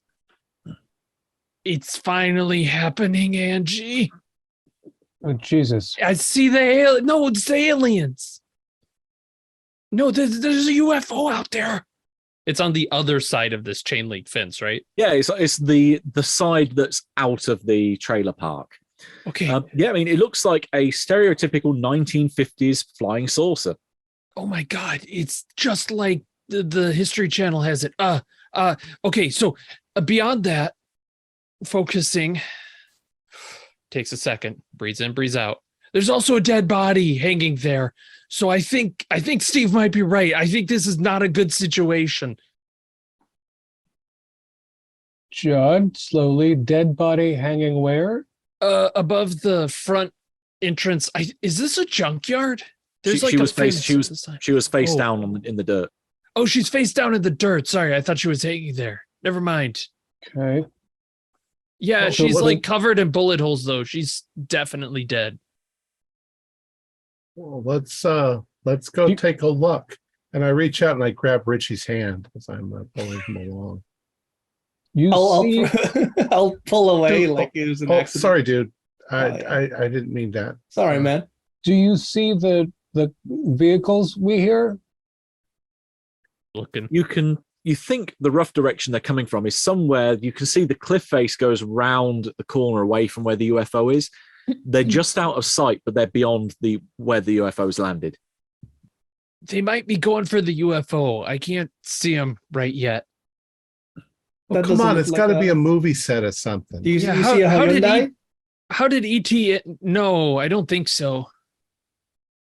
Maybe we want to not be stupid and walk in front of the. Yeah, I don't have any M&Ms. All right, let's. It was Reese's Pieces, Judd. Oh, It was a right. Thanks, stupid Angie. movie. Yeah, I'm What do gonna you I'm s- gonna at least go around the side of the RV or whatever you said it was, trailer, and peek out to see if I can see. Yeah, I mean, you can. You have to go quite a way down. I mean, you can see the corpse laying face down in the dirt, and then away round the corner to the right from that, you think maybe you catch the sight of what could be a large flying saucer-like structure there, but you It's only gotta catch be that much of it. It's got to be like a movie set or a tourist attraction thing. No, okay, let's think about this. Bill 1 was wearing a mask and robbing a supermarket, which is Criminal.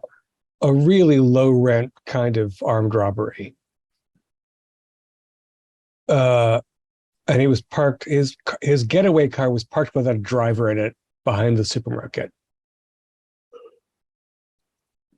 Bill 2 was trying to find/avenge the abductor of his daughter in a different place. What was the name of Psychopath. that supermarket? Was like Fair Fresh something? Does anybody Fresh remember? Buck or something. Fresh Way? I don't. Fresh Way Foods. Is that a regional thing? Can somebody with a phone look that up? So maybe we're moving Over in here some and there, you're direction. going to find a lot of terribles. Well, we were in St. Louis, and now we're in New Mexico.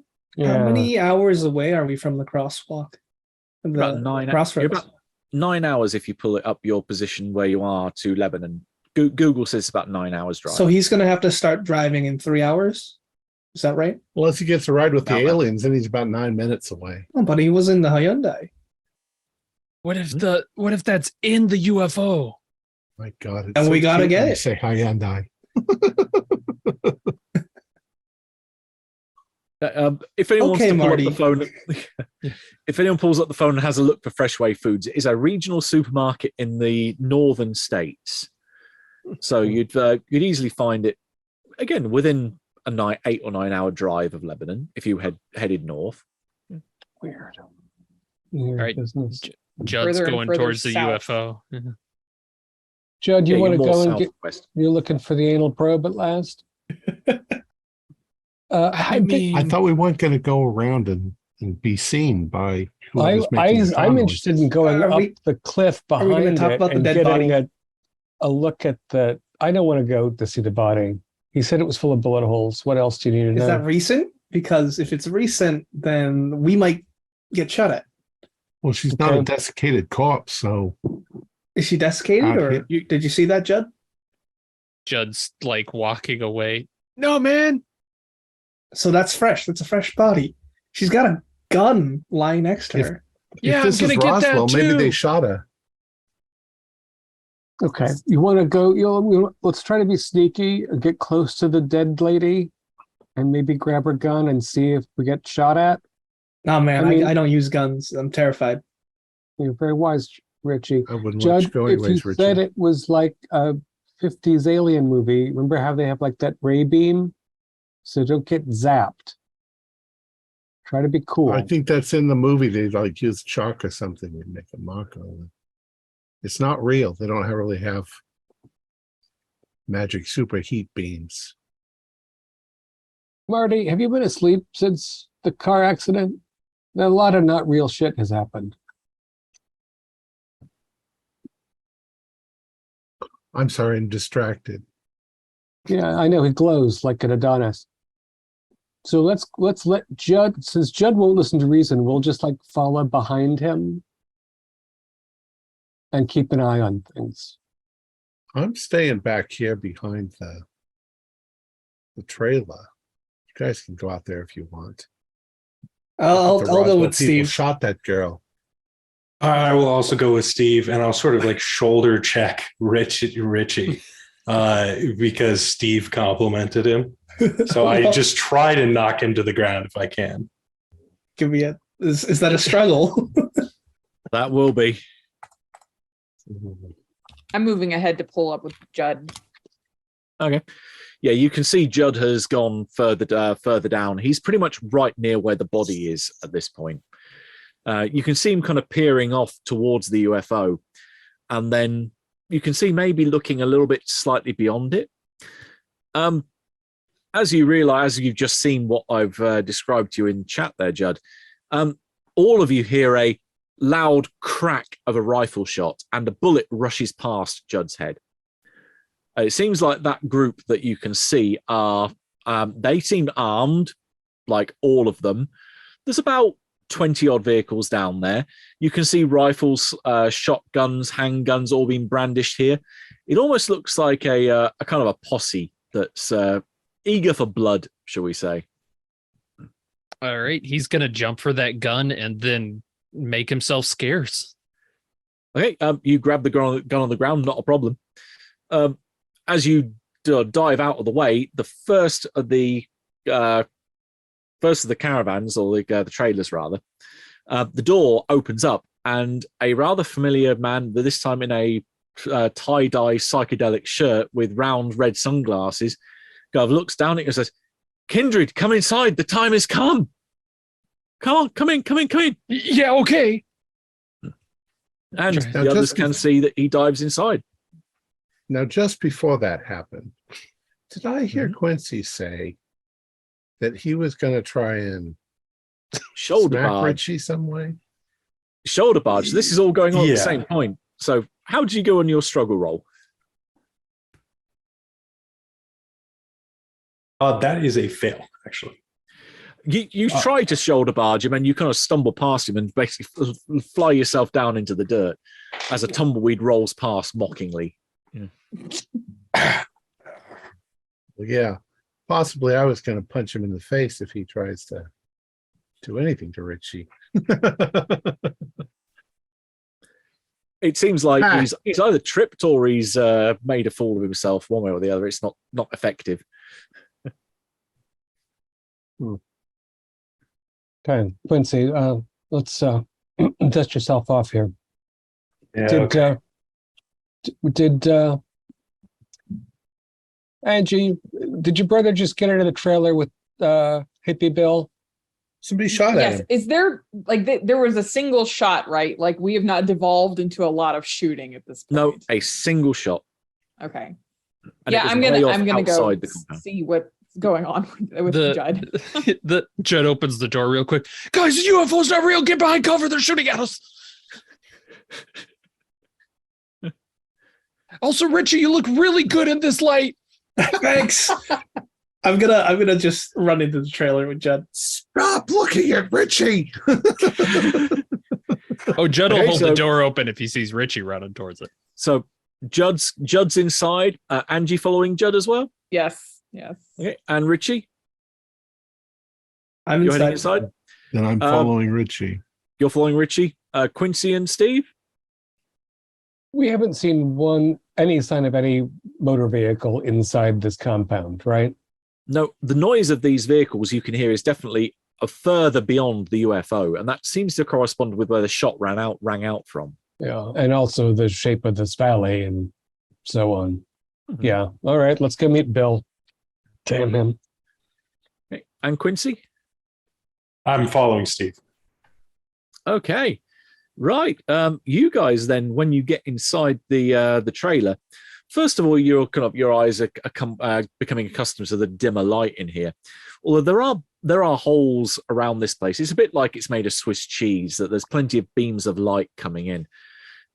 The advantage is it lets light in, but it also lets a fair amount of heat in, which amplifies the fact that there is a body over a card table at the far end of the room. which has been sliced open. Most of the entrails have been removed, and looks like most of the brain has been eaten, as well as some of the internal organs. The place is stinking to high heaven, as what looks like it was once the body of a policeman has been thoroughly eaten away in here. Can I have a rank 4 violence check, please?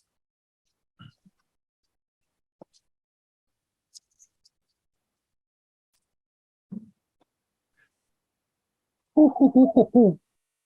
rolled a passed. 33 for 45, so I passed with extras.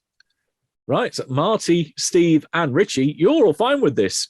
Quincy, Judd, and Angeli, pick up a failed. Your others get your hardened notches.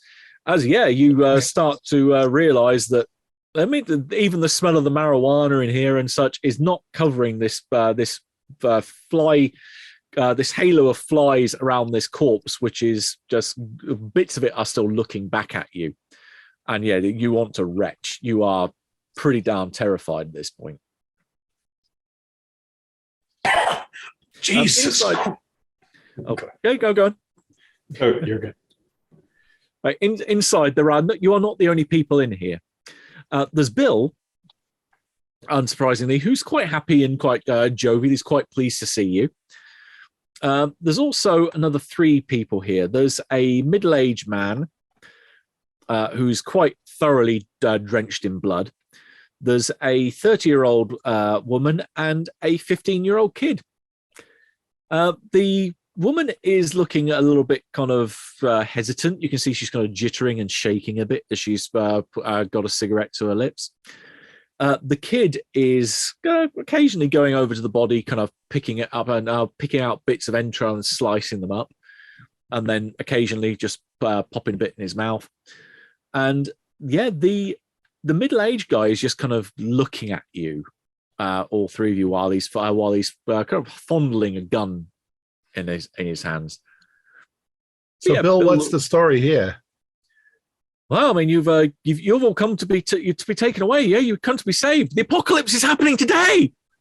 No, we kind of came to save you, but What? You're Jesus?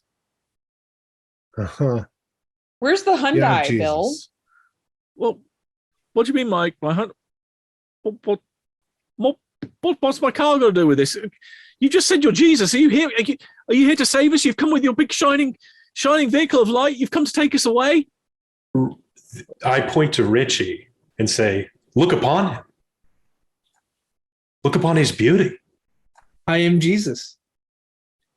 Okay, he turns to you, and he kind of nods, and you can see he kind of slowly starts to descend to his knees as his hands go up, and then starts to bow in front of you. So, welcome, Jesus. Welcome. You've come to take us away to Essenlam Armies. You've come to take us away to salvation, to paradise, to freedom. We need the Hyundai. I think it's somewhere in town, somewhere in. But you're here to take us away. You're here to take us away from this planet. Sleep.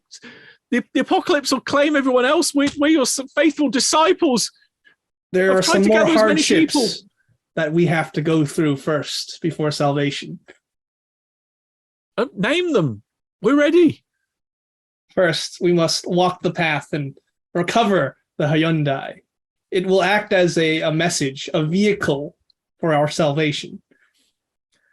You can see that Bill's attitude of reverence towards you is almost seeming to ripple out through the others in the trailer. The young lady who's kind of jittery and rocking back and forth is kind of taking a bit more notice, and he's kind of like, her eyes open wide as she looks at you. The cigarette drops from her lips. The kid is kind of putting kind of half munching on a piece of and half munching on a piece of intestine, and then he just wanders over towards you with this baggie that he's holding out, and he's kind of gesturing it to all of you as kind of like a sacrament to take. And you can see it's full of magic mushrooms. Fuck it. When in Rome. Yeah. not too many, Rich. You remember last time. I'll take the magic mushrooms.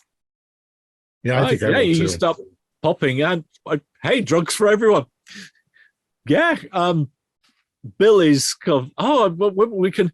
I'm sure we can get into town, get the Hyundai, and then you're going to take us to Essen Albans, yes? Yes. Jesus! Don't forget about the sniper. Right. The other. Oh yeah, they group took of out one. guns. They took out one of ours outside. Crazy bitch went outside waving around a gun. Think she's laying down outside having a nap. Oh yeah, I have her gun. You want it? I don't need a gun. Why would I need a gun? Oh, fair Yes, enough. why would he need a gun? Judd, maybe you should give your sister a gun. You know what a good driver she is. Oh, good call. Bill here has faith. Bill Toge. How do you think we found you without our savior? Not everyone knows where Bill Toge is, or that Bill Toge has a Hyundai waiting in town. Well, you must have had the same visions. You must have received the same knowledge from God that I did. That I was to come here this day, this very, very day. September 17th, we were supposed to be here today when we would be taken away in your gleaming vehicle of light to take us up to the stars, to Essen Album. That's not a word I've heard as many times as others. Is that? Oh, is it like the word Lebanon, except on a higher plane? Give me a mind roll, but I'm going to ask for a matched success to give you the correct answer here. Few possibilities. Wow, interestingly, I got a matched pair of dice, but they're nines. All right. No, you think maybe because it starts with Essen, you get him to say it a couple of other times, like kind of breaking it down phonetically. He says Essen Albans, and the closest you get is you keep focusing on Essen as being like the German word for eat. Yeah, which they're doing in here. Yeah, and they seem to be eating this cop that they've torn apart and sliced into. Indeed, in fact, the boy, the middle-aged guy that was kind of giving you daggers with his eyes when you came in, is seeming to warm up a bit. But he's saying, "Hey, we'll just make sure the cop's going to come with us in all of us. We're going to take him along with us. I mean, you're free to help like kind of carry the bit of the burden if you want to eat something." His brain was quite tasty. I've always been told to avoid the brain, prions or something. That CJD stuff. That's all government conspiracy. That's a hoax, man. Yeah, they're always trying to fool the true believers. That's for sure. Is there enough of the cop to recognize as anybody we would know, or is his face too gone? Oh no, there's bits of him. I mean, the back of his head's been opened up, and it's got the brain matter sort of sprayed all over the place. Doesn't look like anyone you've seen so far. So, Bill, you said we can go to town. Do you have a secret tunnel or something, or do we have to go through the unbelievers to get to town? Because your friend who's having a nap, she's not going to make it to the Hyundai. Yeah, I think that we'll have to go through them. It's only the one road that goes to town. Unfortunately, there's a whole load of them camped out up there at the minute. Why are they persecuting you? I mean, except for the fact that you know the truth about the coming revelation, apocalypse, and I don't know. Some of the folks that were here, I think there's about another 8 of us. I think he kind of looks around, then starts counting on his fingers. Yeah, there's about he gets all 10 out, then 2 more. Yeah, there's 12 of us in here. There were 13 of us. Lucky for some, there were 12 of us, 13 of us, but there's now 12. So there's 4 of us here, plus me, and then there's about another 8 of us that got camped out in the various different trailers around the park. Some of them were saying that some of the guys that came here a few days ago were saying like they really objected to their family and relatives coming here for some. They said you're joining some kind of apocalypse cult. Like they just don't understand what the hell's going on. They don't understand the apocalypse is real and the apocalypse is happening, and it's happening today. yeah, right on schedule. Mm. So you don't need a gun because you were anointed. A couple of us might find guns useful because how many are in that mob out there, would you say? Oh, there was like a couple of dozen cars when I last went out and had a look. A dozen. And so if we got all the other true believers together, is there like a truck we could drive hidden somewhere that we could use to get to town real fast? Sure. I mean, most of the time we used to just walk in there. But yeah, I'm sure we must have a car around here somewhere. I mean, we haven't used it for a while. Can I have a notice roll from everybody?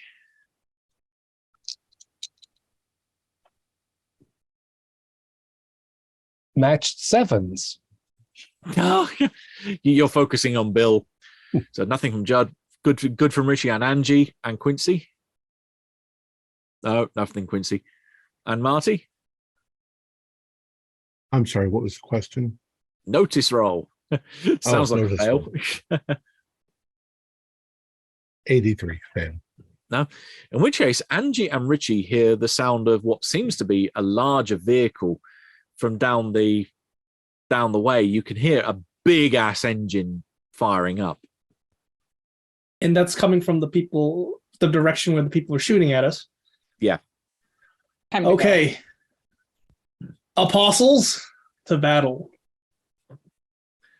Well, you say that then, and the guy that was looking, his middle-aged kind of looking daggers, turns around, pulls open a kind of a bench seat in the back of the trailer, and just starts handing out guns like they're candy. There's handguns, there's submachine guns. He starts handing out. He pulls out an Uzi. A shotgun comes out of here as well. He has a small fucking arsenal in here.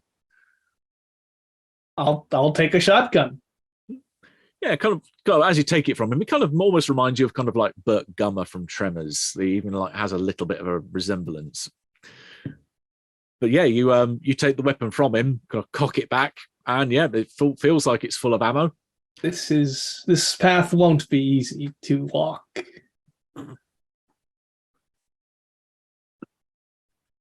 Right. Tone it down a little, Richie. Okay, I'm trying. Am I overselling it?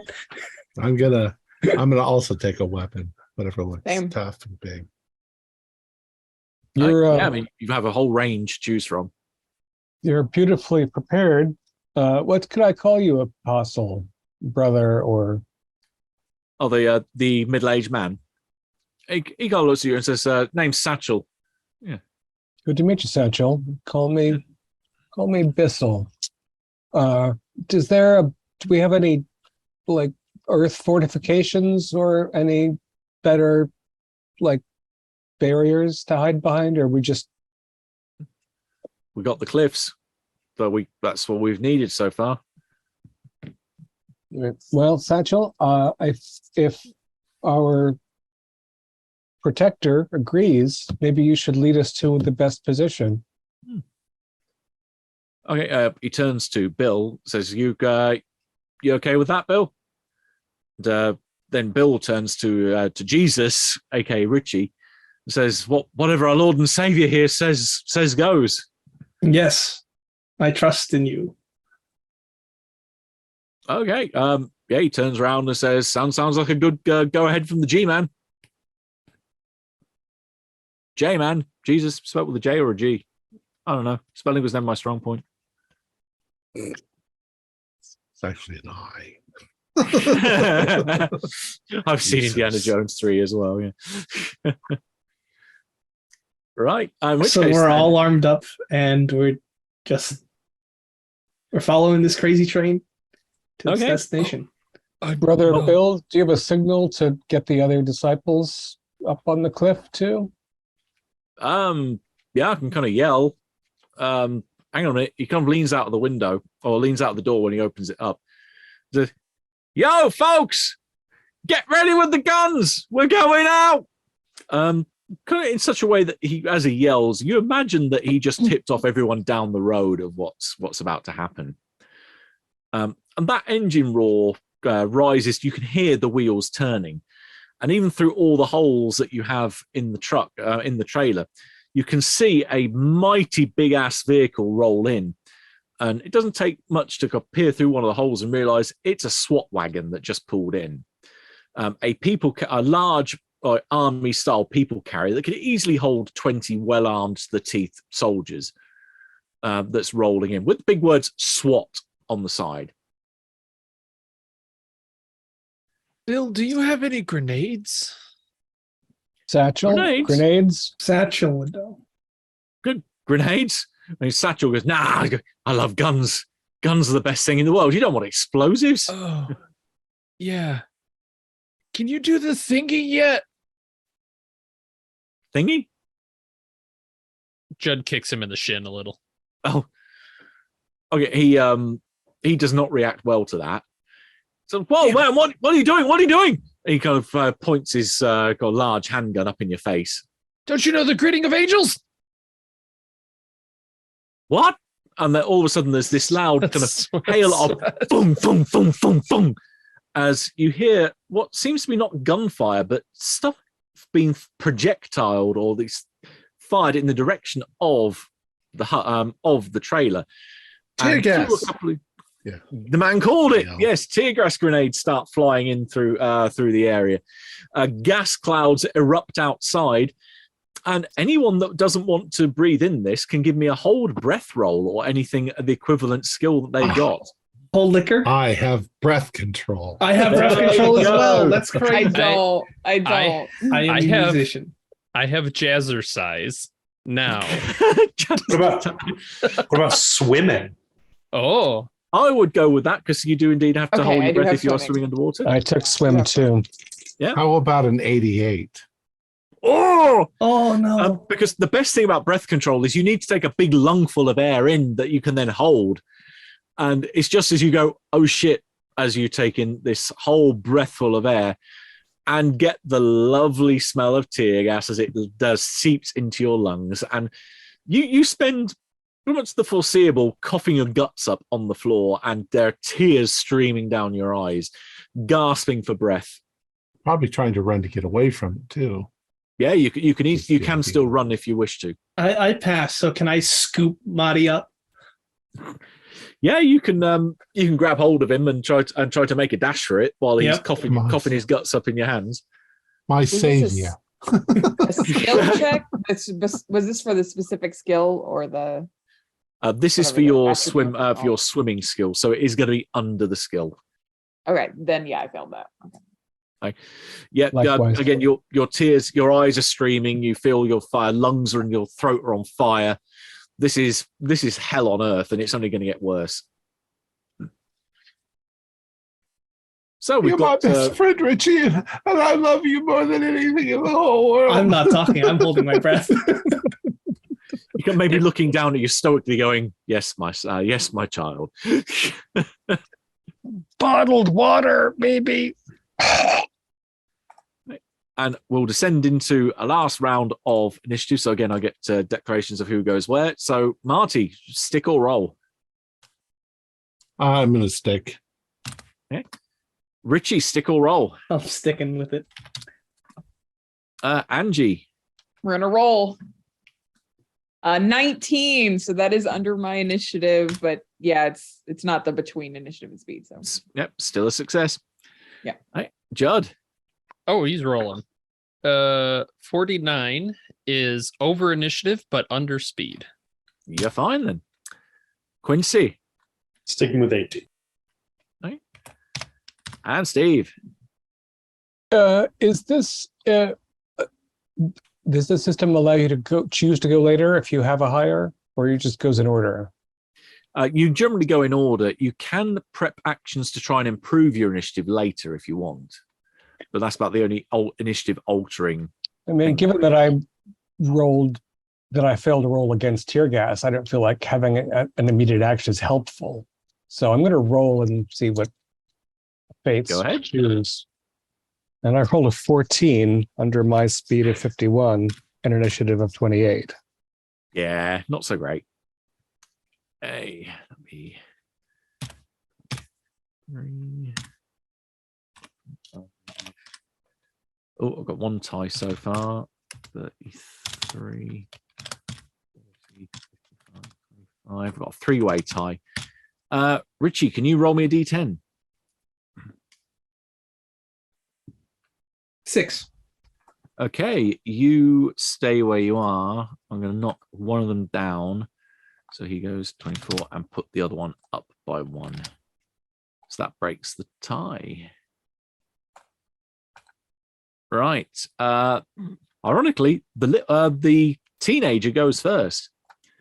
The teenager then grabs a gun and starts shooting out through the holes in the side of the trailer. Judd's next. Oh no, Judd completely failed his tear gas. He said something along the lines of, "Oh, this is tear gas," and he's just gonna drop the gun and he's gonna try and get the heck out of Dodge. This is a bad scene, man. Okay, if you are trying to leg it, have you got a fleeing skill or I have brave, I do. Make myself scarce. Like a brave Sir Robin you are, you can give me that roll. Yeah. 74 is just no good for anybody, though. That is overspeed. You try to run headlong through the fog and bounce straight off the side of the SWAT van. So Nikki's next. Hello, officer. Yeah, just as the back doors open and about 20 officers start piling out wearing gas masks and riot gear. So, Nikki isn't a PC. Nikki's an NPC. That's why. Right, that's the woman. She is just going to curl up in a ball and scream. At this point, the one that was kind of shaking and twitching she's now descended back into plain terror. Satchel's after that. He's going to do what Sal's doing. He's going to start opening up, which is going to draw a fair bit of attention to the trailer you're in at the moment. Marty, you're up. Well, I'm being cuddled in Richie's arms, and I do have a whatever the gun that is that I grabbed, and but I think I'm going to need a round to recover. Mm-hmm. Yeah, you can try and basically not do anything to exacerbate your lungs. Try and wipe your eyes. Yeah, and we've moved out, hopefully out of the clouds. You're certainly moving away. We'll get to exactly where you're heading when we get to Richie's turn. Bill was first before Richie, though.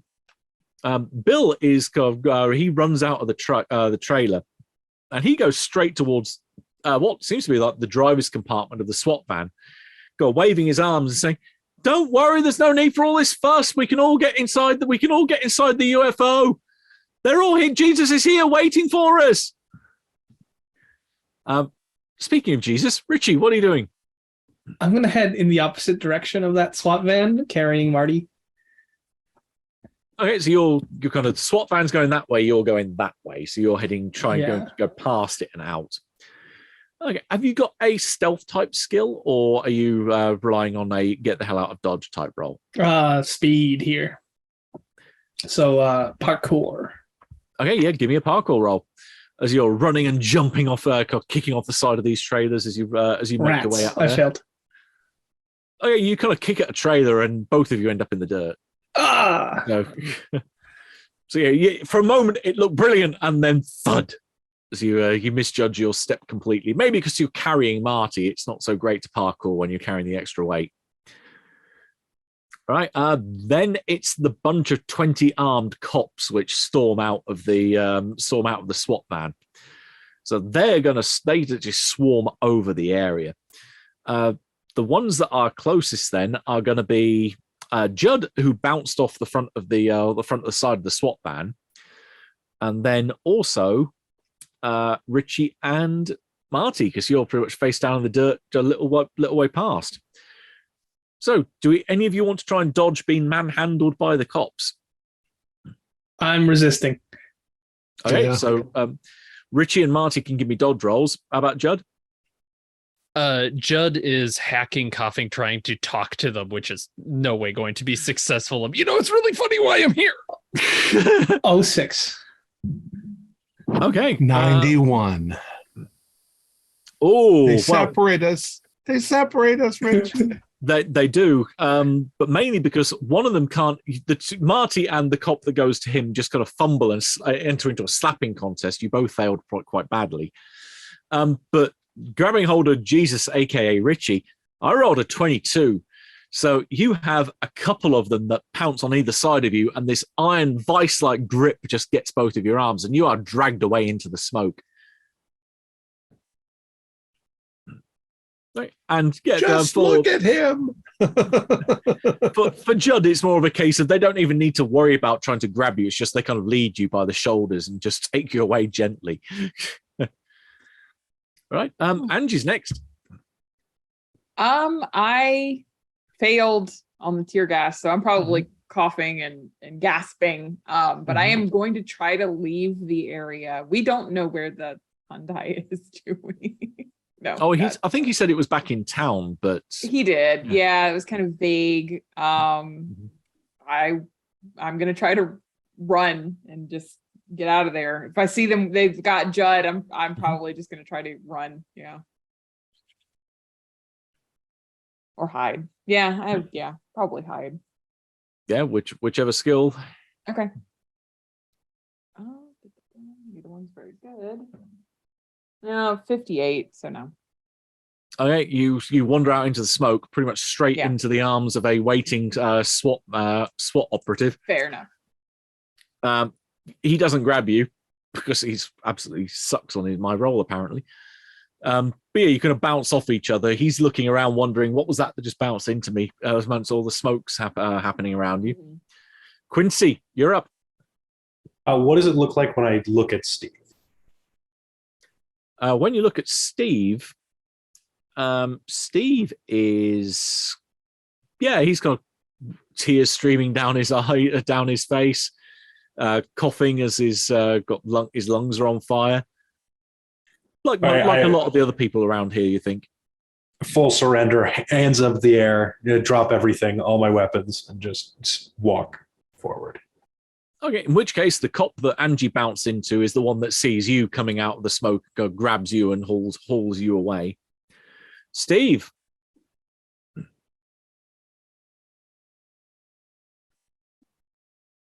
Who's still left in the death trailer?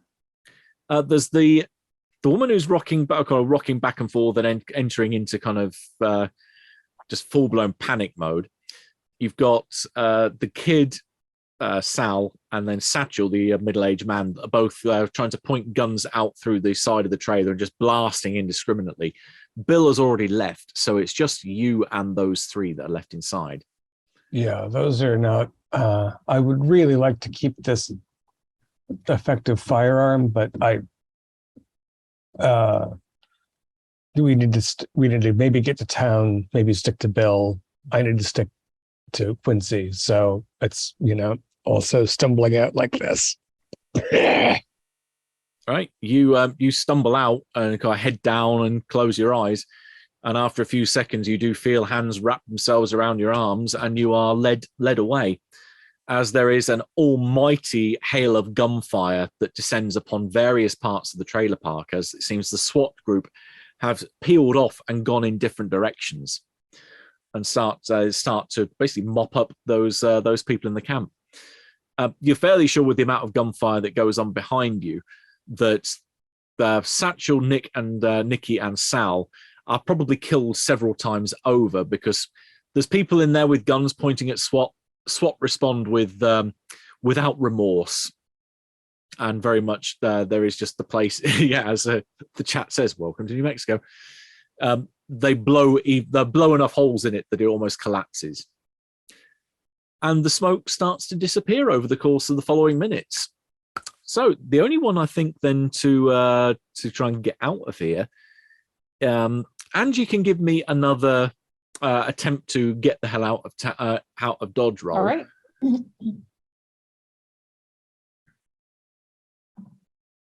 No. Look. Okay, in which case then you are picked up by one of the SWAT team that's out towards the front, that's doing exactly what they think. Someone's going to make a run for it. They're waiting to mop up those that try and flee. Richie is taken away. Marty, what are you doing in your position? Kept kicking and screaming, I'm coming, Richie. Okay, you will also then be mopped up and jawed. Yeah, that accounts for everyone, I think. Then, so we cut forward about 10 or 15 minutes to find that the bunch of you have been hauled up, handcuffs placed upon you, getting ready to be loaded into effectively prisoner transport. There's several of these large vans which are pulling up, of which you can see Bill is also being handcuffed and being brought up. Although it looks like Bill has received a graze that a bullet must have thrown past him, and he's looking a little bit dazed. There is an ambulance which pulls up, and looking at it, the ambulance is spelt backwards on the front, so it could obviously be read by the rear view mirror of people on the other people on the road, but kind of looks vaguely familiar in how it's written. And then a Hispanic man gets out of the driver's seat, dressed in paramedic overalls, with the name tag Jesus, along with the flashing lights of the ambulance still flickering away, of lighting up in this bright white vehicle in the middle of the desert as he's parked up beside the UFO. Indeed, those of you that are wounded or injured, which in your case are none of you, because you basically just went straight outside and didn't stick inside for the Alamo reenactment that took place. Bill is wheeled away by Jesus or Jesus and placed in the back of the ambulance. At which point he's looking around somewhat wildly, going, "But you don't understand. The apocalypse is coming. We're all going to die." There's the doors shut on him, and the ambulance is driven away quickly. But then there's the group of you which are left waiting to be processed in the going into the prisoner transport. I think do I blame Richie? Let's have a look at. Technically Quincy has a higher soul. Quincy and Richie, can you give me a roll off on a single D10 to see who gets the highest? Okay. 5. 4. Oh, okay. Right. Quincy is the unlucky one then. You happen to just be waiting. Quincy's waiting to be led into one of the prisoner transports. And as you get into the get inside, and you are plumped down the horrible metal railing on the metal bench on the inside, you happen to look outside because you see someone waving at you from the crowd. And when you look outside, the person waving at you is you. Black hat, black suit with white piping down by the lapels. And it looks like, you're inverse, but otherwise exactly the same face, but staring at you with this malicious intent as it waves with a ominous gait. At that point, the three of you find yourself, not the three of you, the six of you find yourself back on the side of a road. There's one single bodyboard laid out with a man in a tie-dye shirt, red glasses, and the sheriff looking down at you with a, "God damn it. It's that Bill, I just knew it. It's that damn Bill Toge again." There is an almighty explosion from behind as the single car that was left on the road goes up in flames. Marty dives forward and grabs Richie and barrels him to the ground, and you land on the soft verge of the road. You have a moment of calm. There's no heat. There's no explosion. There's no squad car. There's no sheriff.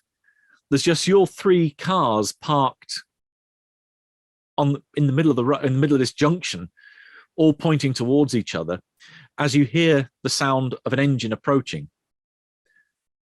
And a lone old blue Hyundai pulls up as it comes to the junction and starts turning towards Lebanon. And inside there are two figures. One is Bill, who's dressed in tie-dye, red glasses. looks out of the window towards you, kind of in various states of having thrown yourselves on the floor or standing there really wondering what the hell is going on. He doesn't seem to recognize you, but you go, Judd waves as he looks somewhat at you with this kind of wry grin. Says, what is this? Some kind of dork convention? Ah! And he leans back in his chair and puts the foot down on the accelerator. As you can all see, this figure in black and white that looks exactly like Quincy sat in the passenger seat as they drive off into the night. That was Bill in Three Persons. I hope you all enjoyed. Wow. Wow. So, Richie, let's get an apartment together and we can Am I save still money hot? by sharing the same bed. The honeymoon period is going to be so short, though.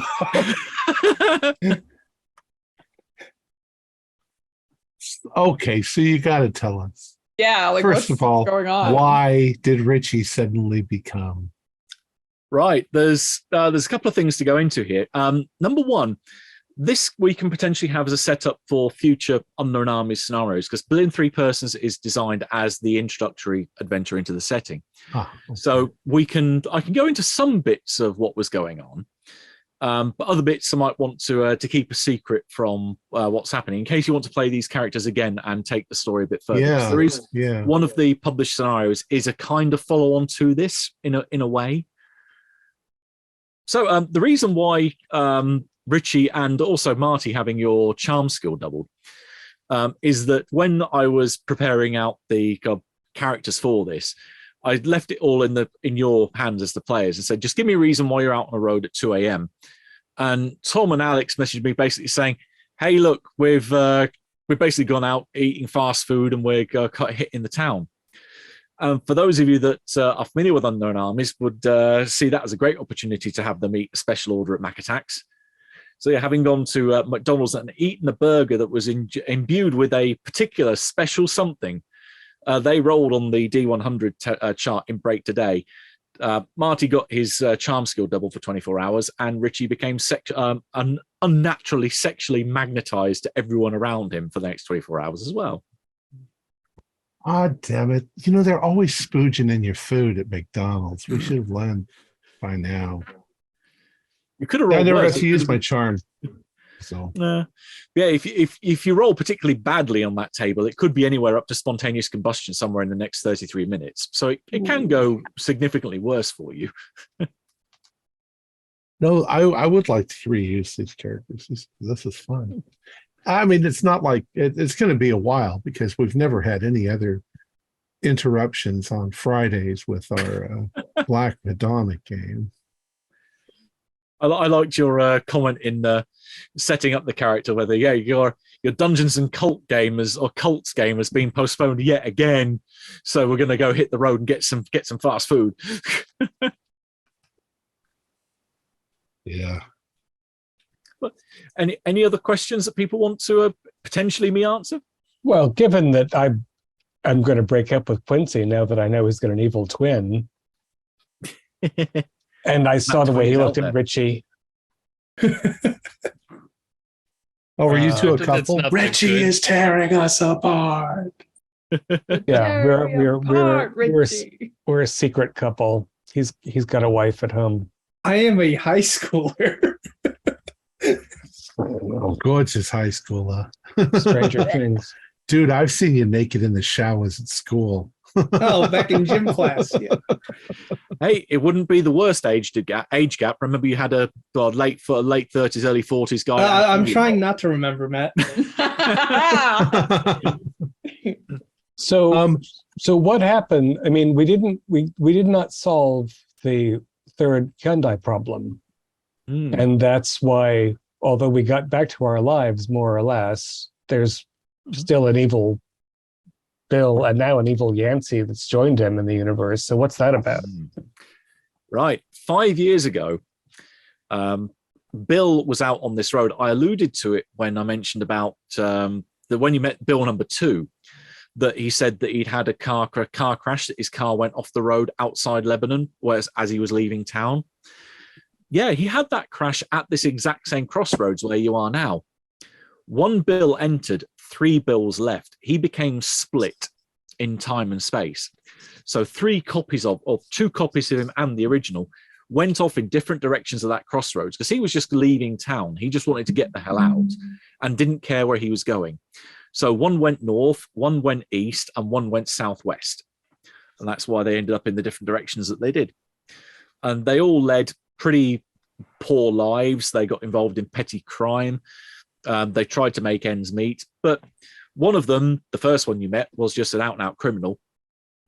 Decided, along with a little gang of reprobates that he was involved with, that they thought, oh yeah, the supermarket here by mid-afternoon will have about 10 grand in cash easily that we can just go in and take, and it'll be like taking candy from a baby. They didn't count on the cop that had gone in at the same time, and that's what started the firefight.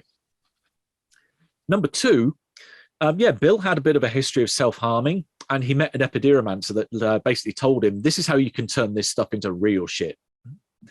So he'd stumbled into the occult underground by accident and realized how he could turn that self-harm into a weapon and how he could turn it into power.